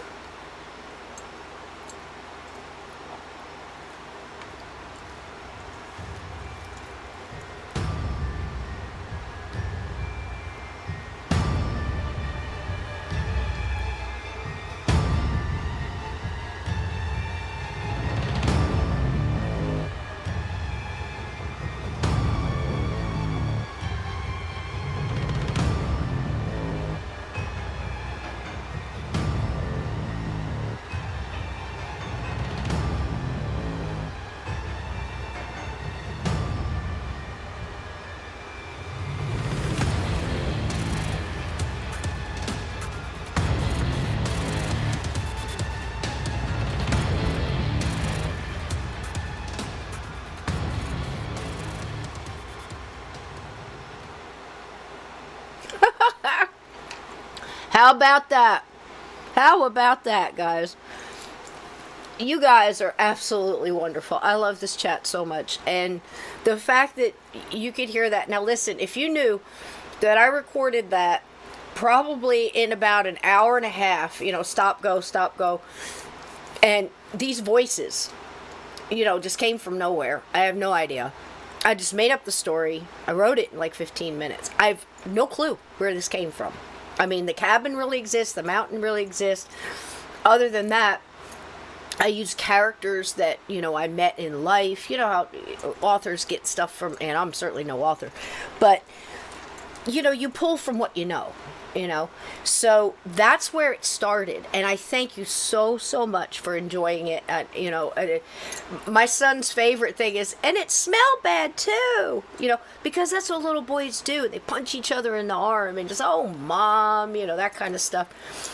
And that I could deal with because I'm a mom of boys, and they loved going up and around those trails. And Big Blue really exists, and all the trails are different colors, so you can, which way you're going. It's really clever. They have like little squares on the trees. Very uninvasive, So, but that's the thing. Old Bob. Is that old Bob? Was it him? Is that why he looked, bad and it smelled bad? Because, rotten corpse in a river covered with black river moss would smell bad, right? So that's where it started. And then people listened to it, and liked it. So that's what inspired me. Now, everybody here... Oh, you missed the end, Jackie? I'm sorry. Okay, hang on. I got more for you. Because I figured since Steve wasn't here tonight and I did a short show, I'm going to go ahead and do chapter 1 if everybody wants to hear it. It's about 45 minutes, somewhere around in there. And it's part 1. Can you still hear us, Jackie? Let us know. She handed in the key to Mr. McGee, and she just thought it was a nightmare, and she said, well, I'm going to get out of here. It's kind of creepy. And she goes, Jackie's got a thunderstorm. Oh, how perfect. How perfect. But, so she hands the key to Mr. McGee, who, happens to be, carves these wonderful statues and stuff with a chainsaw, and he tells her about, old Bob and how he was all black from that river moss. And he goes, will you be staying long? Well, she's just going to move down a couple cabins, and she winds up staying with her boys. But she gets out of cabin 22. If you want to see what happens next, here we go. I hope you all have some snacks. And I love you all. Thank you so much. Oh, candles. That's perfect, Jackie. And thank you guys so much for all the compliments. You have no idea what it does to my heart that something I wrote and give somebody else pleasure. And if it can, if it can bring some happiness, right now, absolutely. Let's freaking do it. Let's escape. Let's tell a story. Woohoo! Here we go.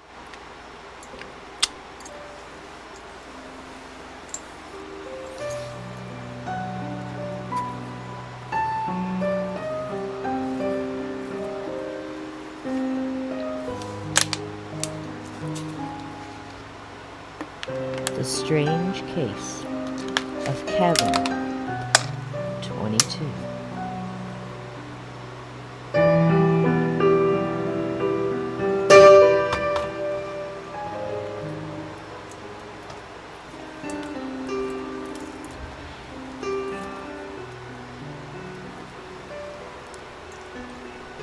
Dave took the turns on the mountain road slow.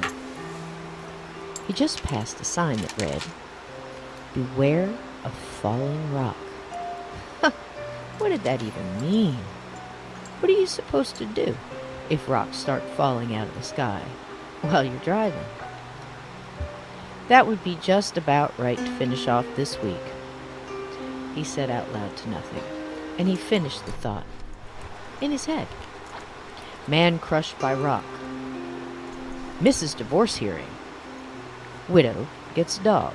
As far as Dave was concerned, his buddy Rage, a large black shepherd, was his most valuable possession. He reached up and adjusted the rearview mirror to look into the back seat. at his sleeping friend, and spoke out loud again. "No worries. She can have the house, but she's not getting you. We're almost there, buddy." And Rage seemed to react to this in a positive way, and sat up, tongue gleefully hanging out of the side of his mouth, wide awake and alert to his friend's voice. Dave Weaver was joining the ranks of the unaffected husband, soon to be bachelor squad. Odd how you can grow so apart from a spouse that the space between you grows past the point of caring and does a deadfall into just make it over territory. This 2-week trip proved to be a lifesaver into this mountain majesty of Montesano Mountain's beauty and solitude was just what he needed. He had rented a cabin there, and Mr. McGee, the owner of the property, said there was good fishing, even late into the fall, and the scenery was a healing in a way. And added this southern beauty, "You just come on up and leave your troubles and ex-wife down in the valley. Bless her heart." Ex-wife. He thought out loud. Gotta get used to that one, Rage. Rage, reacting again to his comment, moved into the passenger seat and stuck his head out of the window. Dave patted him on the back and thought to himself, he filled that position just fine. They made their way up the winding road and toward the cabins.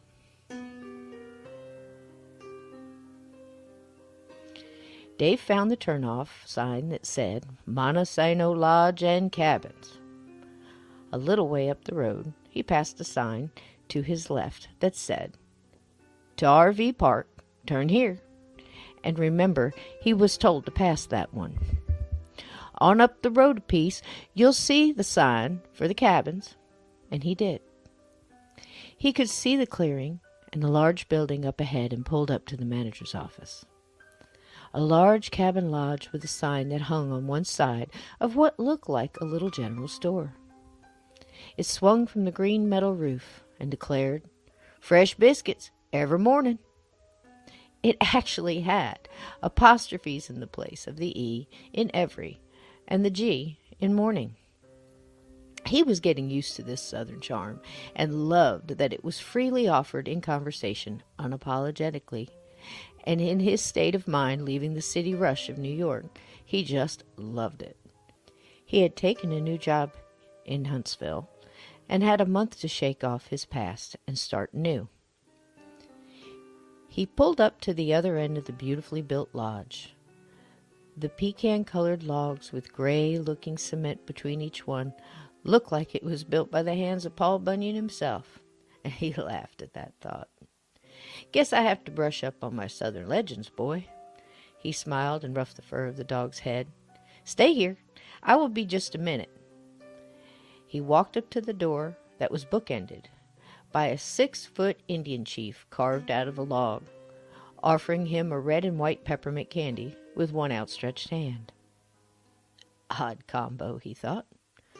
On the other side, a totem pole, just as high, with 4 faces carved into the wood, one each more grotesque than the other.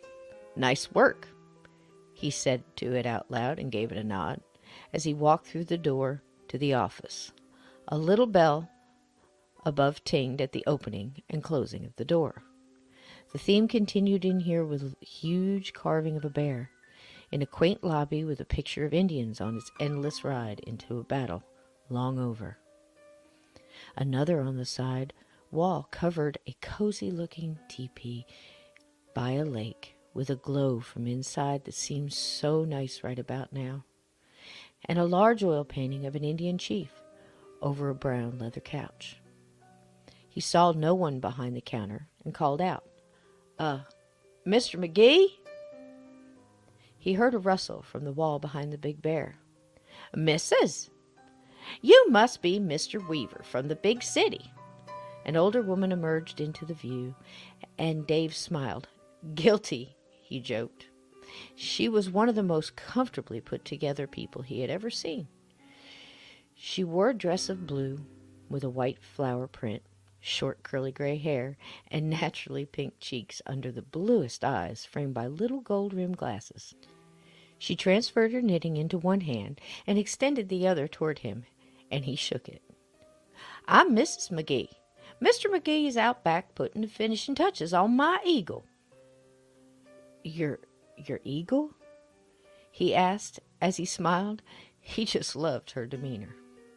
Oh, yes, he's always carving with that noisemaker of his. I bet him one of my strawberry rhubarb pies he couldn't make me an eagle. Dave laughed at this a bit. He was starting to understand. Looks like I'm going to be doing some extra baking. It's coming along right good. They both chuckled at this. Well, you don't need to stand here jawing your day away with me.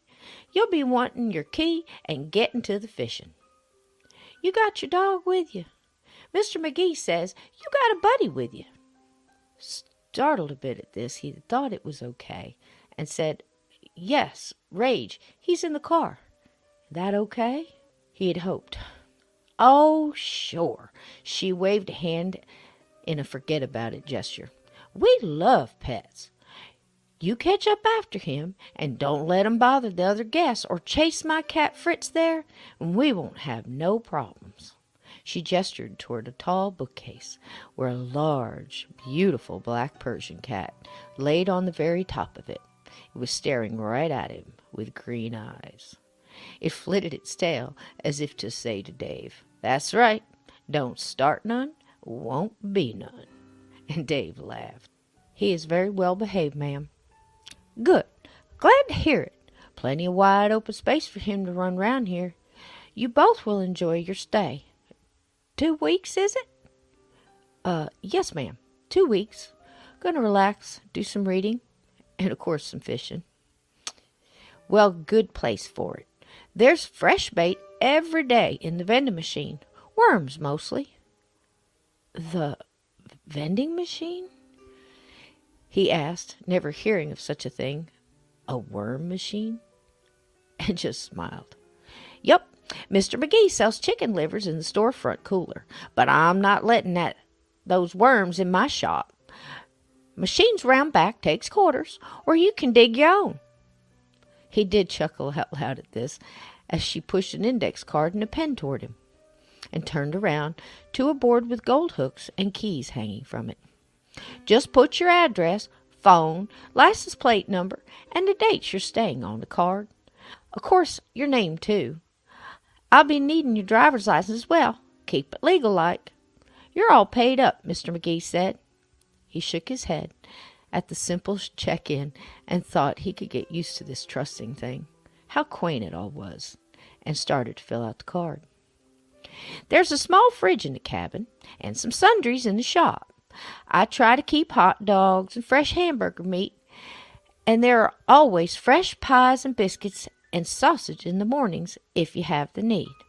My canned goods, too. If you go hungry round here, it'll be your own fault, Mr. Weaver. You can call me Dave. He smiled. And you can call me Mrs. McGee. She smiled and placed the key on the card, and he had just finished. The key read number 22, faded gold print.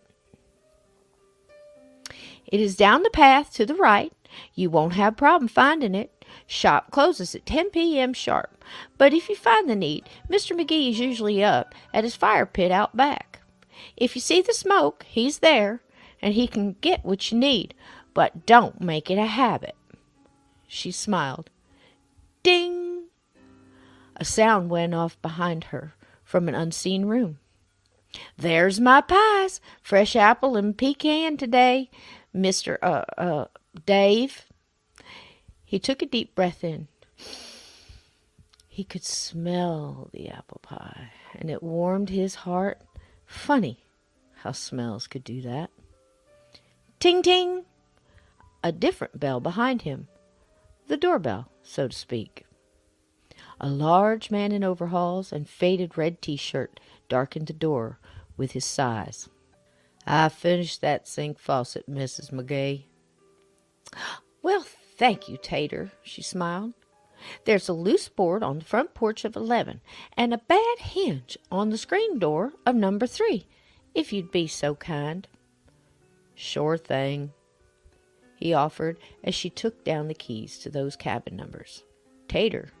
Oh, these names, Dave thought.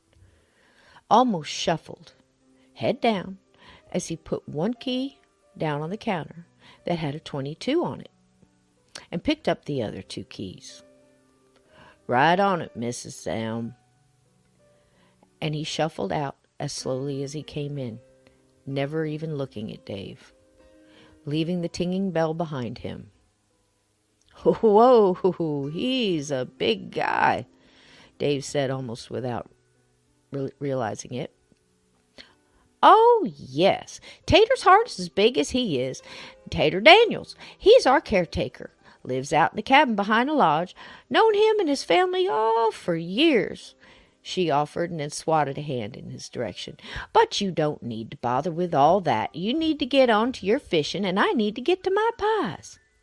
He thanked her and tinged the bell on his exit.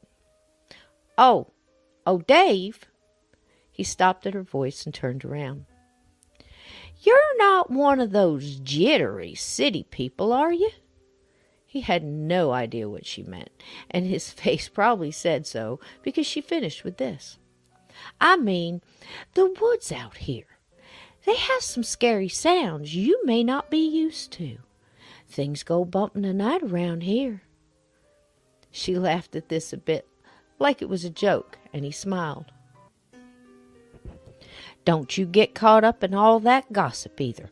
Ain't nothing in my cabins or these woods that God himself didn't put here. You'd be wise to remember that, Dave." This seemed odd to him, but he thanked her and gave her a little wave and a nod as he went out the door. Without even thinking, he took a peppermint from the Indian's outstretched hand and said thanks to the statue. Getting in the car, he was greeted by Rage, who amused himself at his absence by watching a taunting squirrel in a nearby tree. "Hey, boy," he said, getting in, and chuckled at the thought of Rage having some fun here, too, chasing squirrels and rabbits on the trails he had read about, and pet the dog as he moved back over to the passenger side. "You get to have all the fun you want, I'm told. Just leave that cat in there alone. That one looks like trouble." He laughed as he unwrapped the peppermint. His waiting friend started to actually drool a bit, watching him.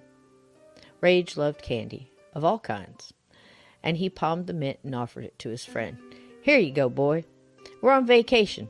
All diets are off." Rage ate it with 2 crunches, and they drove down the dirt road toward the cabins. Dave parked to the side of the little cabin, set far off the road. It almost looked like it hung on a cliffside of the mountain. The scene was breathtaking. There was a little roofed porch with a pile of firewood on one side, and yes, a rocking chair too. Log handmade railings surrounded the porch, and a screen door in faded green paint, a gold number 22 at its right. A lantern hung on a black wrought iron hook above it. Kerosene, he thought, and marveled at the cabin's simple elegance. "Let's go in and see, boy," he said to Rage as they both got out of the car. Rage ran right up to the tree in the very front of the yard and took a long pee on it. "Well, it's official," Dave said. "It's ours now." And he laughed. He took the key out of his jeans pocket and walked up to the screen door, opened it, and inserted the key into the old lock on the door. It stuck a bit, and he quick pulled back his hand from the knob. Had it just turned in his hand? Don't be silly, he thought, as he reached for it again, jiggled the key, and it gave way. He opened the front door to the huge room.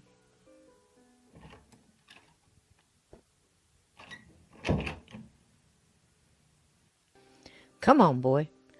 Rage ran past him into the room and started sniffing everything in his sight. There was a large brown leather sofa, complete with knitted afghan he was sure was handmade by Mrs. McGee. A huge fireplace with an iron hook inside for heating up pot full of stew, he surmised.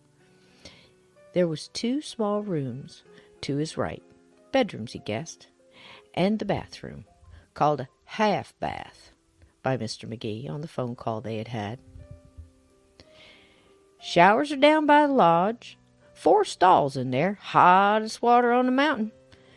Open all night if you choose, but there's a commode in the cabin, running water, gas stove in the kitchen, but no electric.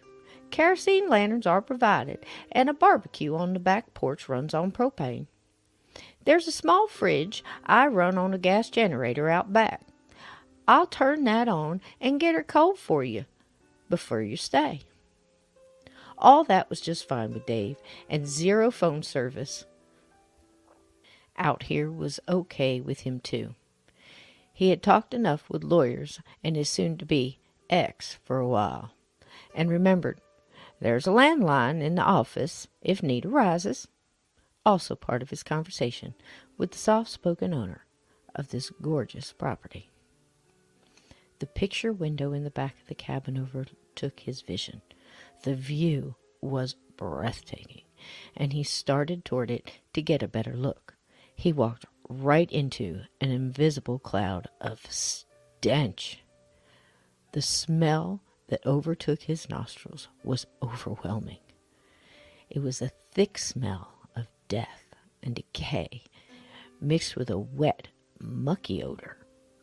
"Whoa," he said as he reached back behind him to reopen the door and get some air in there. "Oh, must have been closed up for a while," he said to Rage as the dog emerged from the back room and sat down by the fireplace. "You see a dead squirrel in there? Oh, man, that's bad." He moved toward the window, holding his nose, and looked to see which one opened. He found 2 smaller ones on the sides of the big picture window that did just that. He dropped his gym bag and he threw them open to their screens. A lovely mountain's fresh air poured in, and he took a deep breath. "Gonna be a bit to get that stench out," he said to Rage, who was now on the couch, seeming to pick out his favorite spots in their new digs. Dave leaned on the window sill to breathe in again. As he did, he looked into the tiny kitchen, with its small gas stove and tiny fridge on the counter, running as promised. The cabinets matched the wood grain paneling throughout the cabin's decor. There were many of them compared to the size of the kitchen, and every one of them had its doors wide open. The provided pots and pans spilled out onto the floor, and there were plastic cups on the counter and silverware spread all over its surface, and the matching drawers hung open and yawned out dish towels like tongues from wooden mouths. Some welcome, Dave thought, and he remembered the key Tater turned in at the office. It said 22. Man, he had just left here. And he fixed the sink faucet, he said. Why would he leave it like this? He questioned out loud to Rage, that was now in one chair in the room and looking out the window. Some view, huh, buddy? And this made Dave smile. He quick picked up the pans and threw them into the cabinets and swished the cups and eating utensils into the small sink with his arm. I'll be washing those, he said, and finished closing the drawers and cabinets, opened the fridge, and stuck his hand in it, and it was cold. All good there, he mused. Hey, boy, you hungry? He called to the dog, still looking out the window. The mountain's trees were filled with fall's colors, and Rage would love this, he thought, as much as he would. The last bit of work ahead was to unload the truck. He thought now about the few groceries he had quickly grabbed before the ride up. Rage's favorite canned food, one of the 5 cases now filling the back of his SUV.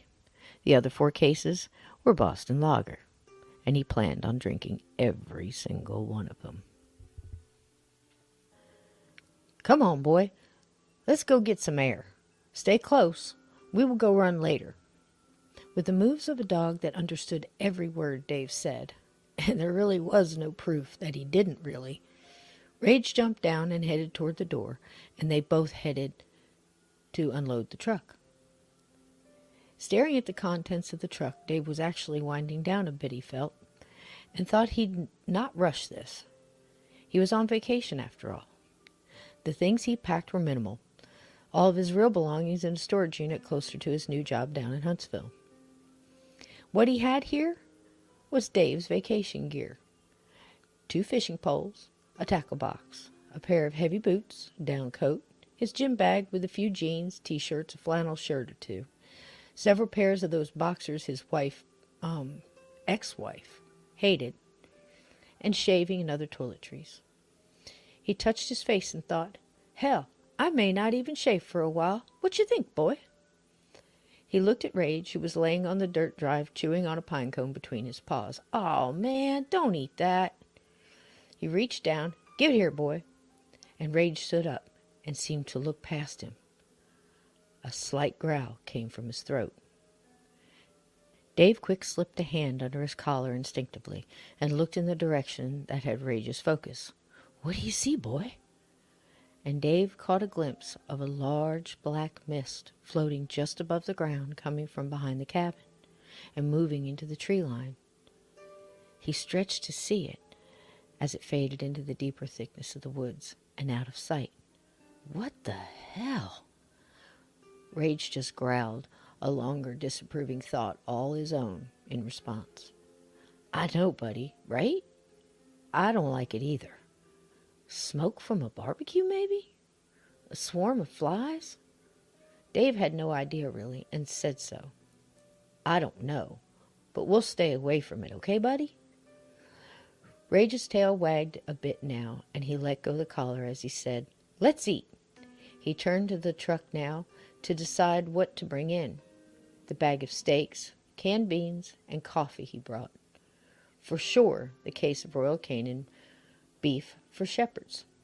Stuff costs more than the steaks, he thought, and smiled, and a case of beer. "Come on, boy, let's fire up that grill." Rage trotted off toward the front door, and Dave gave a glancing look toward the tree line, and it gave him an uneasy feeling. He wasn't one to jump to conclusions, but he was up here all alone, really, and just then he was glad he had brought that 12-gauge, and he was even happier right now about the beer. The steak smelled great, a damn sight better than it did in the cabin for sure. The beer was warm, but he put some to chill in the fridge, and it was just fine for now. Rage ate his canned beef without chewing it, it seemed, and he knew what he had set his sights on was that T-bone he was promised on the road on the way up. It never ceased to amaze him how damn smart this dog was.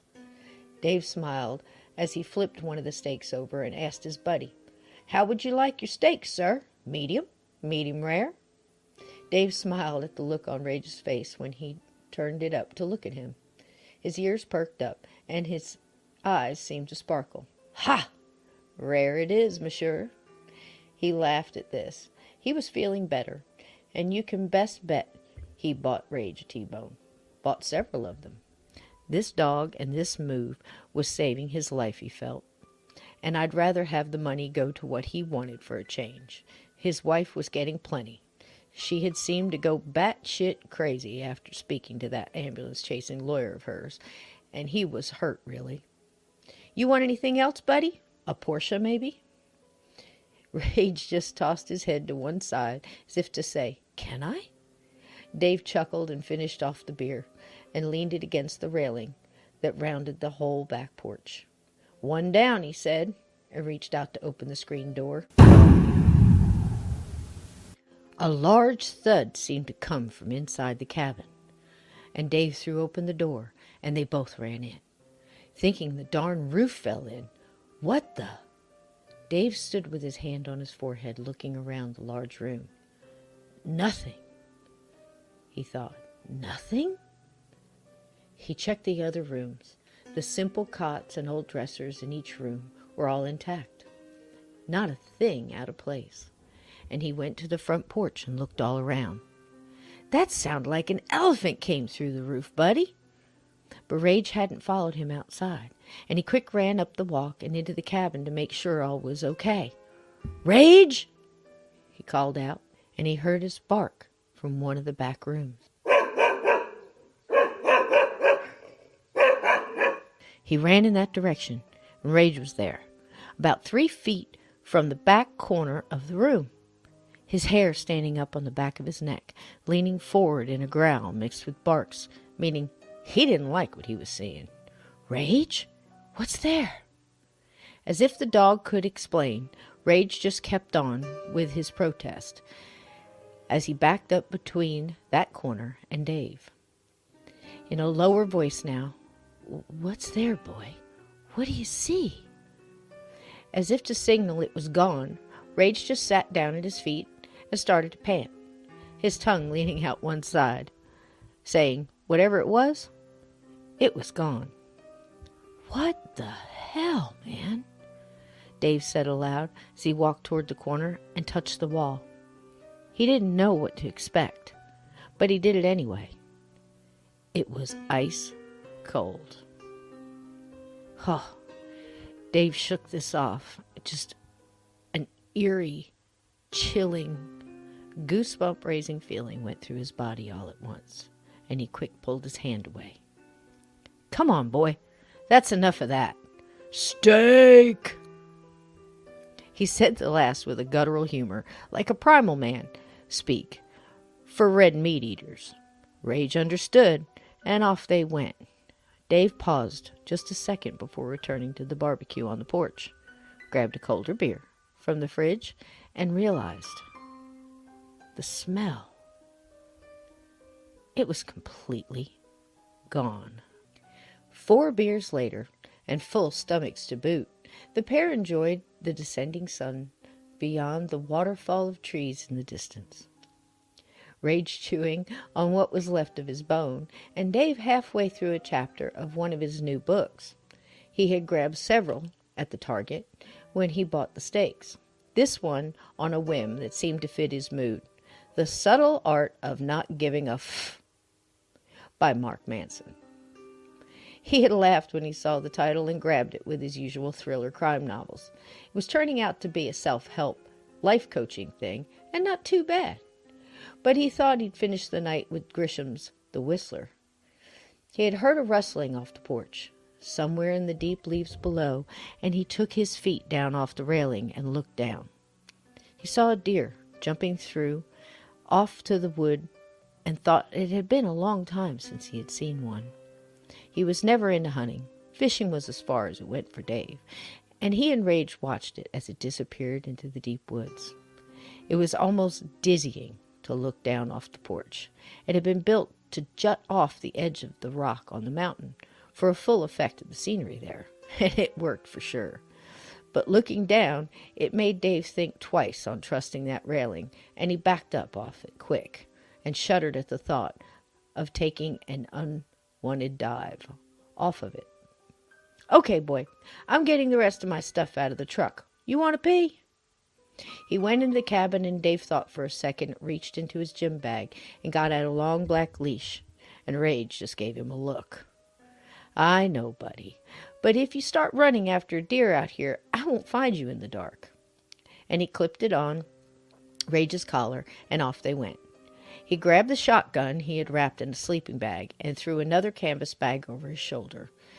He had got him an old coffee kettle to use on the stove, and he drank it black, so that's all the morning start he needed. Rage's favorite water bowl was in there, with a couple of flashlights, batteries, and his old transistor radio. Some snacks and other stuff he grabbed. "Okay, boy, the other stuff can wait till morning." And he locked the truck.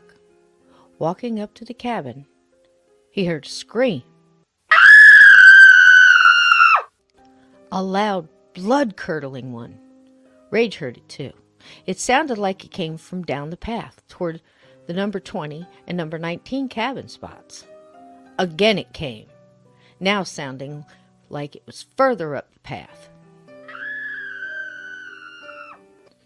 toward the number 24 and 25 spots.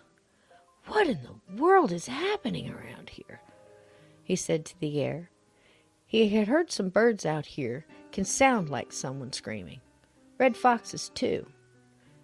Man, it had to be to move like that, he thought. Eerie, just the same. Sure sounded like a scream, he said to Rage.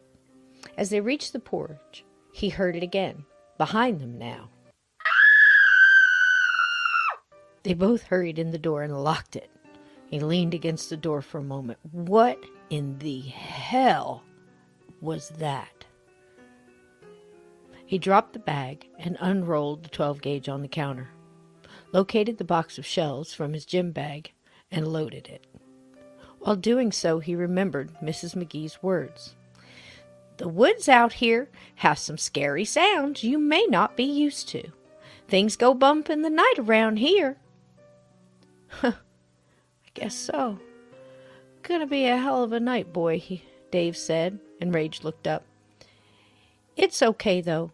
We have Dad's old Betty and each other. What could get us here? All three of them settled onto the couch, Dave, Rage, and the 12-gauge. After making a roaring fire, and still very full from the steaks they had, they enjoyed sharing the pork rinds anyway. The new Grisham novel in hand, all seemed to feel a little bit better now. The warm fire and the crackling fireplace just felt right. The couch was comfy, and Rage was full and happy, and satisfied with taking one for every 2 pork rinds that Dave ate. And neither one of them noticed the face staring at them from the window off the back porch.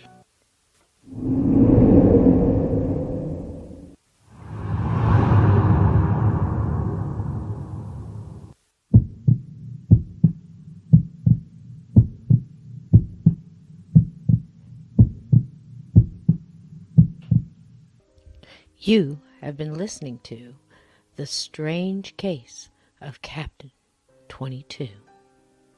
Stay tuned for part 2. Will Dave and Rage finally realize there is a strange face peering at them from the back porch?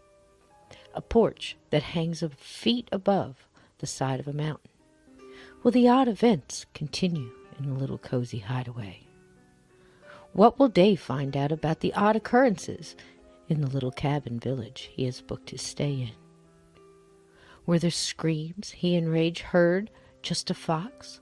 Or is there more going on under the fall canopy of these woods? Tune in and find out.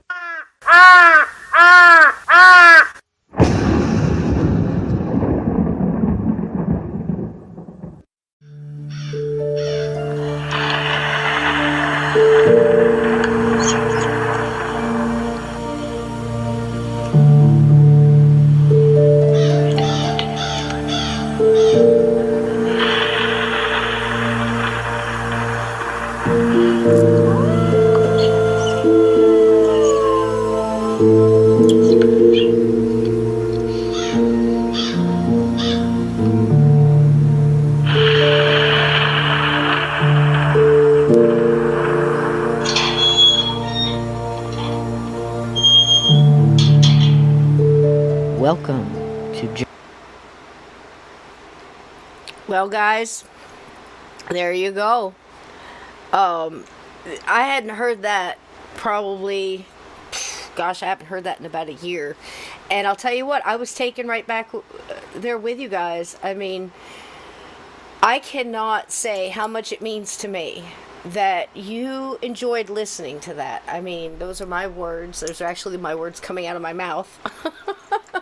Where those voices come from, I can't explain it. You know, it's like, you know, Mrs. McGee with her, I love her dearly. You know, I never met the woman. She's not I saw her in my mind. You know, she's not based on any one person. Neither is Dave.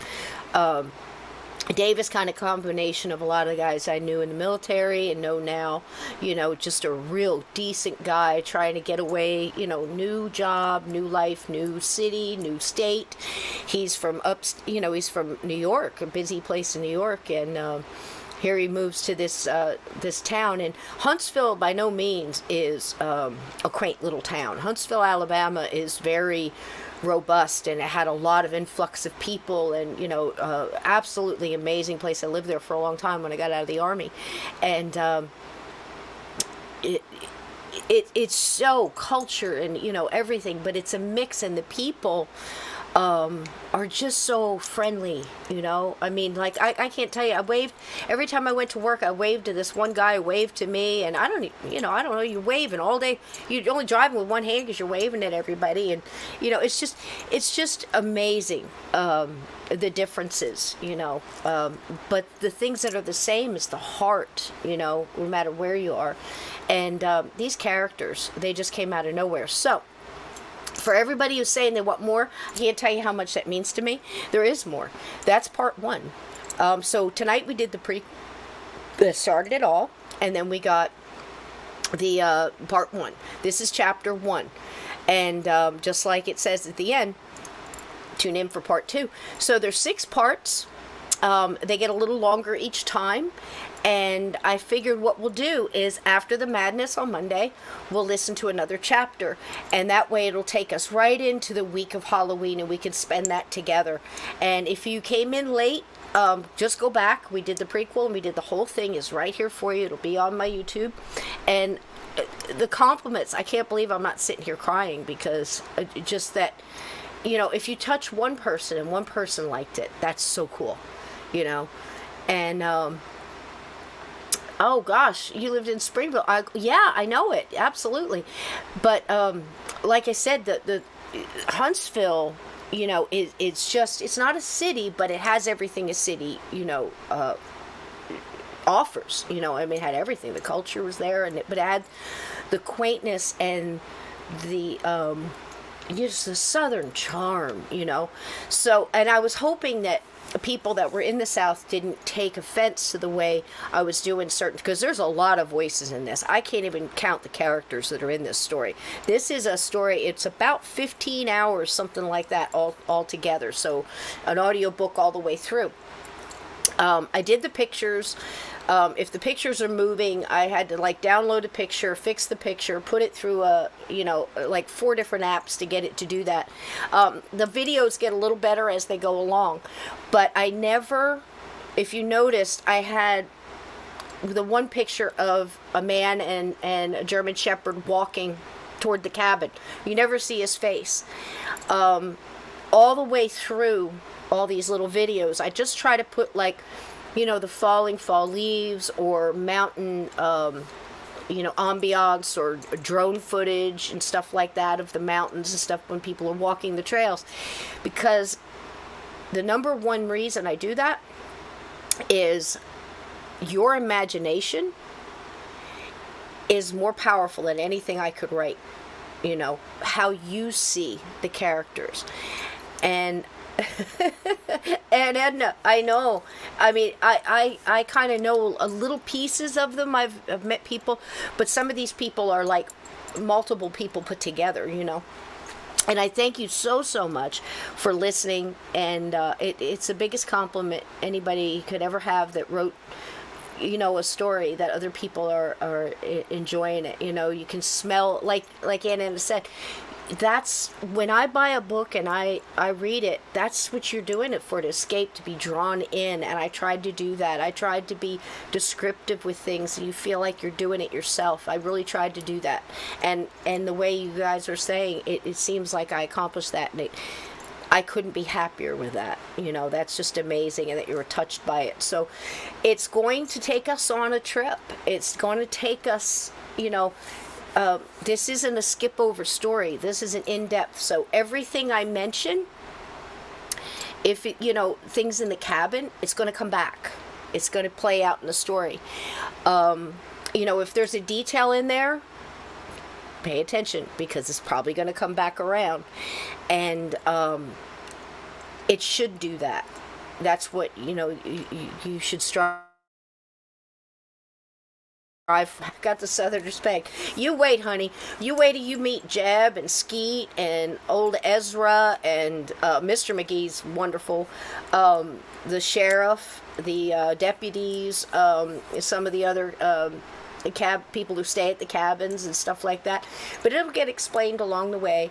And, I just can't.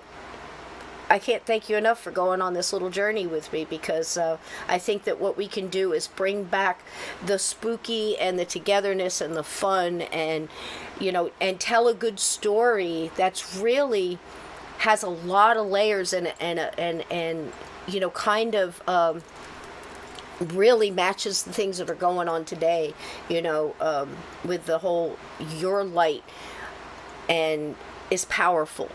Love is the most powerful energy out there. I am so convinced of that. In my 47, 48 years of dealing with the paranormal and the supernatural and the metaphysical and nature, it's there. It's absolutely there.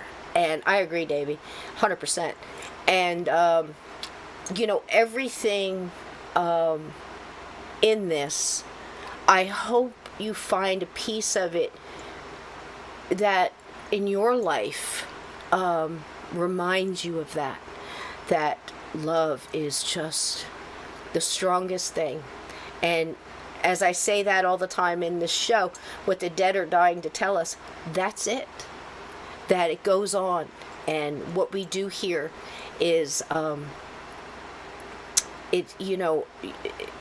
we're accountable for it, and that's the good and the bad. I have a friend who's got he's near-death experience 3 times. You call it near-death, but that's kind of like a near accident. He died, and he got hit by lightning 3 times. I'm not making that up. And he said he kept coming back. The second time, you think that would be enough. He goes, nah, I was still an asshole. He said he was good for a little bit, but he slipped right back. And, he said the third time, he just changed. He just changed. You figure, how could it take 3 times? But if you knew the guy, And now he hugs everybody. And, somebody said something to him once at a party. He goes, man, you're a hugger. And he goes, oh, don't get me wrong. I'm not hugging you. I'm hugging me. And he's like, what do you mean you're hugging you? He says, listen, man, I've been to the other side, and you're going to go through everything you've gone through in life and judge yourself and look at everything, and you're going to know everything that you said that affected somebody and how that affected them, and they affected like a pebble dropped in a pond with ripples. So I'm hugging me because when I get back there, I'm going to need all those hugs to get me through, because this time, buddy, is the last time. That's beautiful, man. So, hug yourself. Tell the people you love them.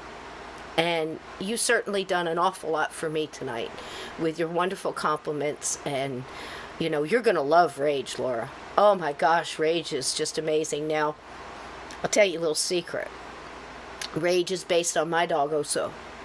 He was half chow, half shepherd, solid black, and the smartest dog I've ever known. He lived for 17 years, and I had him trained the way Dave has Rage trained. And I could look at him and make hand signals. I had him Schutzen and hand signal trained, like hand signals for the deaf, and I used Native American signs too. And I could go like this and point, and he'd look at what I was pointing at, and I'd say, bring it, and he'd get it and bring it to me. Because you never know when you're going to need a dog to bring you a rope. Or something like that, you know what I mean? But that is, if this book is dedicated to anybody, it's dedicated to my dog Oso, and the people in my life that showed me that love is it, man, and light will always beat the darkness. And if you come together, and when you bring that light together, oh my God, you can beat anything. So remember that. Remember that. When we come together in this chat, we feel so much better when we walk away, I hope. And that's my whole point of having this podcast, and it's been the most fun thing I think I've ever done in my life, and I appreciate you all so very much. And let's do chapter 2 next Monday after the madness. What do you say? I love you all. Thank you so much for coming here tonight, and you're gonna love Fritz the cat and all the characters that are coming. There's more coming. There's like 13 more characters, you know, but they all have a purpose. There's no gratuitous sex. There's not, because there's just no time on this mountain. It's Halloween, folks. We don't have time for that mess. We got business to take care of. So you're gonna get all the different things. There's gonna be portals and moonshiners and dead children's playground, which does exist in Huntsville, by the way. It's by Maple Hill Cemetery, and just so many things. And one of the main things in here too is the dark side, and how the dark side works. And how, if evil is around, how it can feed on that potential, that seed of evil that's in somebody for whatever reason, and play on it until it pops. And then there's people that are just born that way. They're just born, bad, and they're in this story too. But there's a lot of good on this mountain, and we're just going to see what happens. So get your bacon popcorn. Black Dragon, you might have been the one that was talking about the bacon in the chat last time, and you inspired me. So we've got the caramel bacon popcorn. And next Monday, I'm going to introduce you to another recipe I came up with, for this, and I got a video on that. So hopefully next week Steve's tech issues will be done, but if not, I'm going to be here anyway, and we'll do Monday Madness together, and I'll have something else that we can talk about. And I love you all so much, and I can't tell you how much it means to me that you are here and that you wanted to hear this story, and I'm so glad you're enjoying it, and I thank you so much. Share it out, hit the like. We made it to 1,000, and again, thank you for that. And thank you so much, everybody, for being here for this. And, we all need that. And don't forget, we come together with love, and hopefully you carry that with you, throughout the week. And just remember that, strangers came together in this chat and became friends. And that's a powerful thing. And we're just going to grow from here. We're going to keep on growing. And I love you all. And I can't thank you enough for being here. Thank you to my wonderful mods. I love you. And we haven't had any problems since we bashed them with the hammer last time. So maybe we did them good. But so bad trolls. But thank you so much. Enjoy this. If you want to go and binge watch it, it's all on my YouTube channel. But please come back next Monday. I know I've got, I can't even remember who's on next Sunday. I'm trying to keep them Sunday and Monday because I work a lot. And, we scared them off, Sue. We got them. They forgot, they didn't know I had Black Ops mods in here. I wasn't worried a bit. Little Jim about fell off that chair, though. He's such a dear man. But I've got some wonderful people. I've got Bill Bean coming on. He's a spiritual warrior, demonologist. Talk a little bit about the light, in the darkness. And he's a dear friend of mine. And when somebody calls up and says, hey, I think I got something really bad in my house, and, they go through the filters and everything else. When they call me, my first words are always Bill Bean. And then I've got other, people around too. But, if you got something big and nasty, we just send in Bill, because he's got the good stuff with him. So there's that. And, Bill is great. He's fantastic. And I've got a whole lot more lined up for you too. And I promised you in the beginning, I'm going to have Claire Broad on here. She's a wonderful medium. And she's just full of light and love, and you just can't, you just can't feel bad around her, and we're going to keep doing that. I'm going to keep bringing you information. We're going to bring this scary too. I mean, last night, Dogman, Rougarou, all that, but again, good people like Brian I got some good advice on this book. You know, I mean, I had a lot of friends that gave me advice and answered a lot of questions. I wanted to do something that actually made sense and, held true. And, I tried not to slack off, on this story. So I'm trying to bring you the best I got. And I'm so, so glad that you enjoy it. And if you like those voices, wait till you get a hold of some of the ones that are on their way. So next Monday, let's do this again. How about that? All right? And everybody, like I said, send out good vibes to Steve, that he gets all that tech issue straightened out. And, because he does an awful lot with that, with his computers. And he really, really, really, really needs to get that back up and running. So my best and my love to Steve. And good vibes and, wiki, send him good energy. I love you so much. Thank you. Mwah. I'll see you next Monday for part 2. And wait till you get a load of how great this dog is. I'm telling you, Rage is my favorite. He's a big favorite for everybody. But I think you're really going to like Dave and some of the other people too. Some of these people will surprise you. Not everybody turns out to be what you think. And not everybody acts, kind of how they perceive in the beginning, and I think that's the way life is, huh?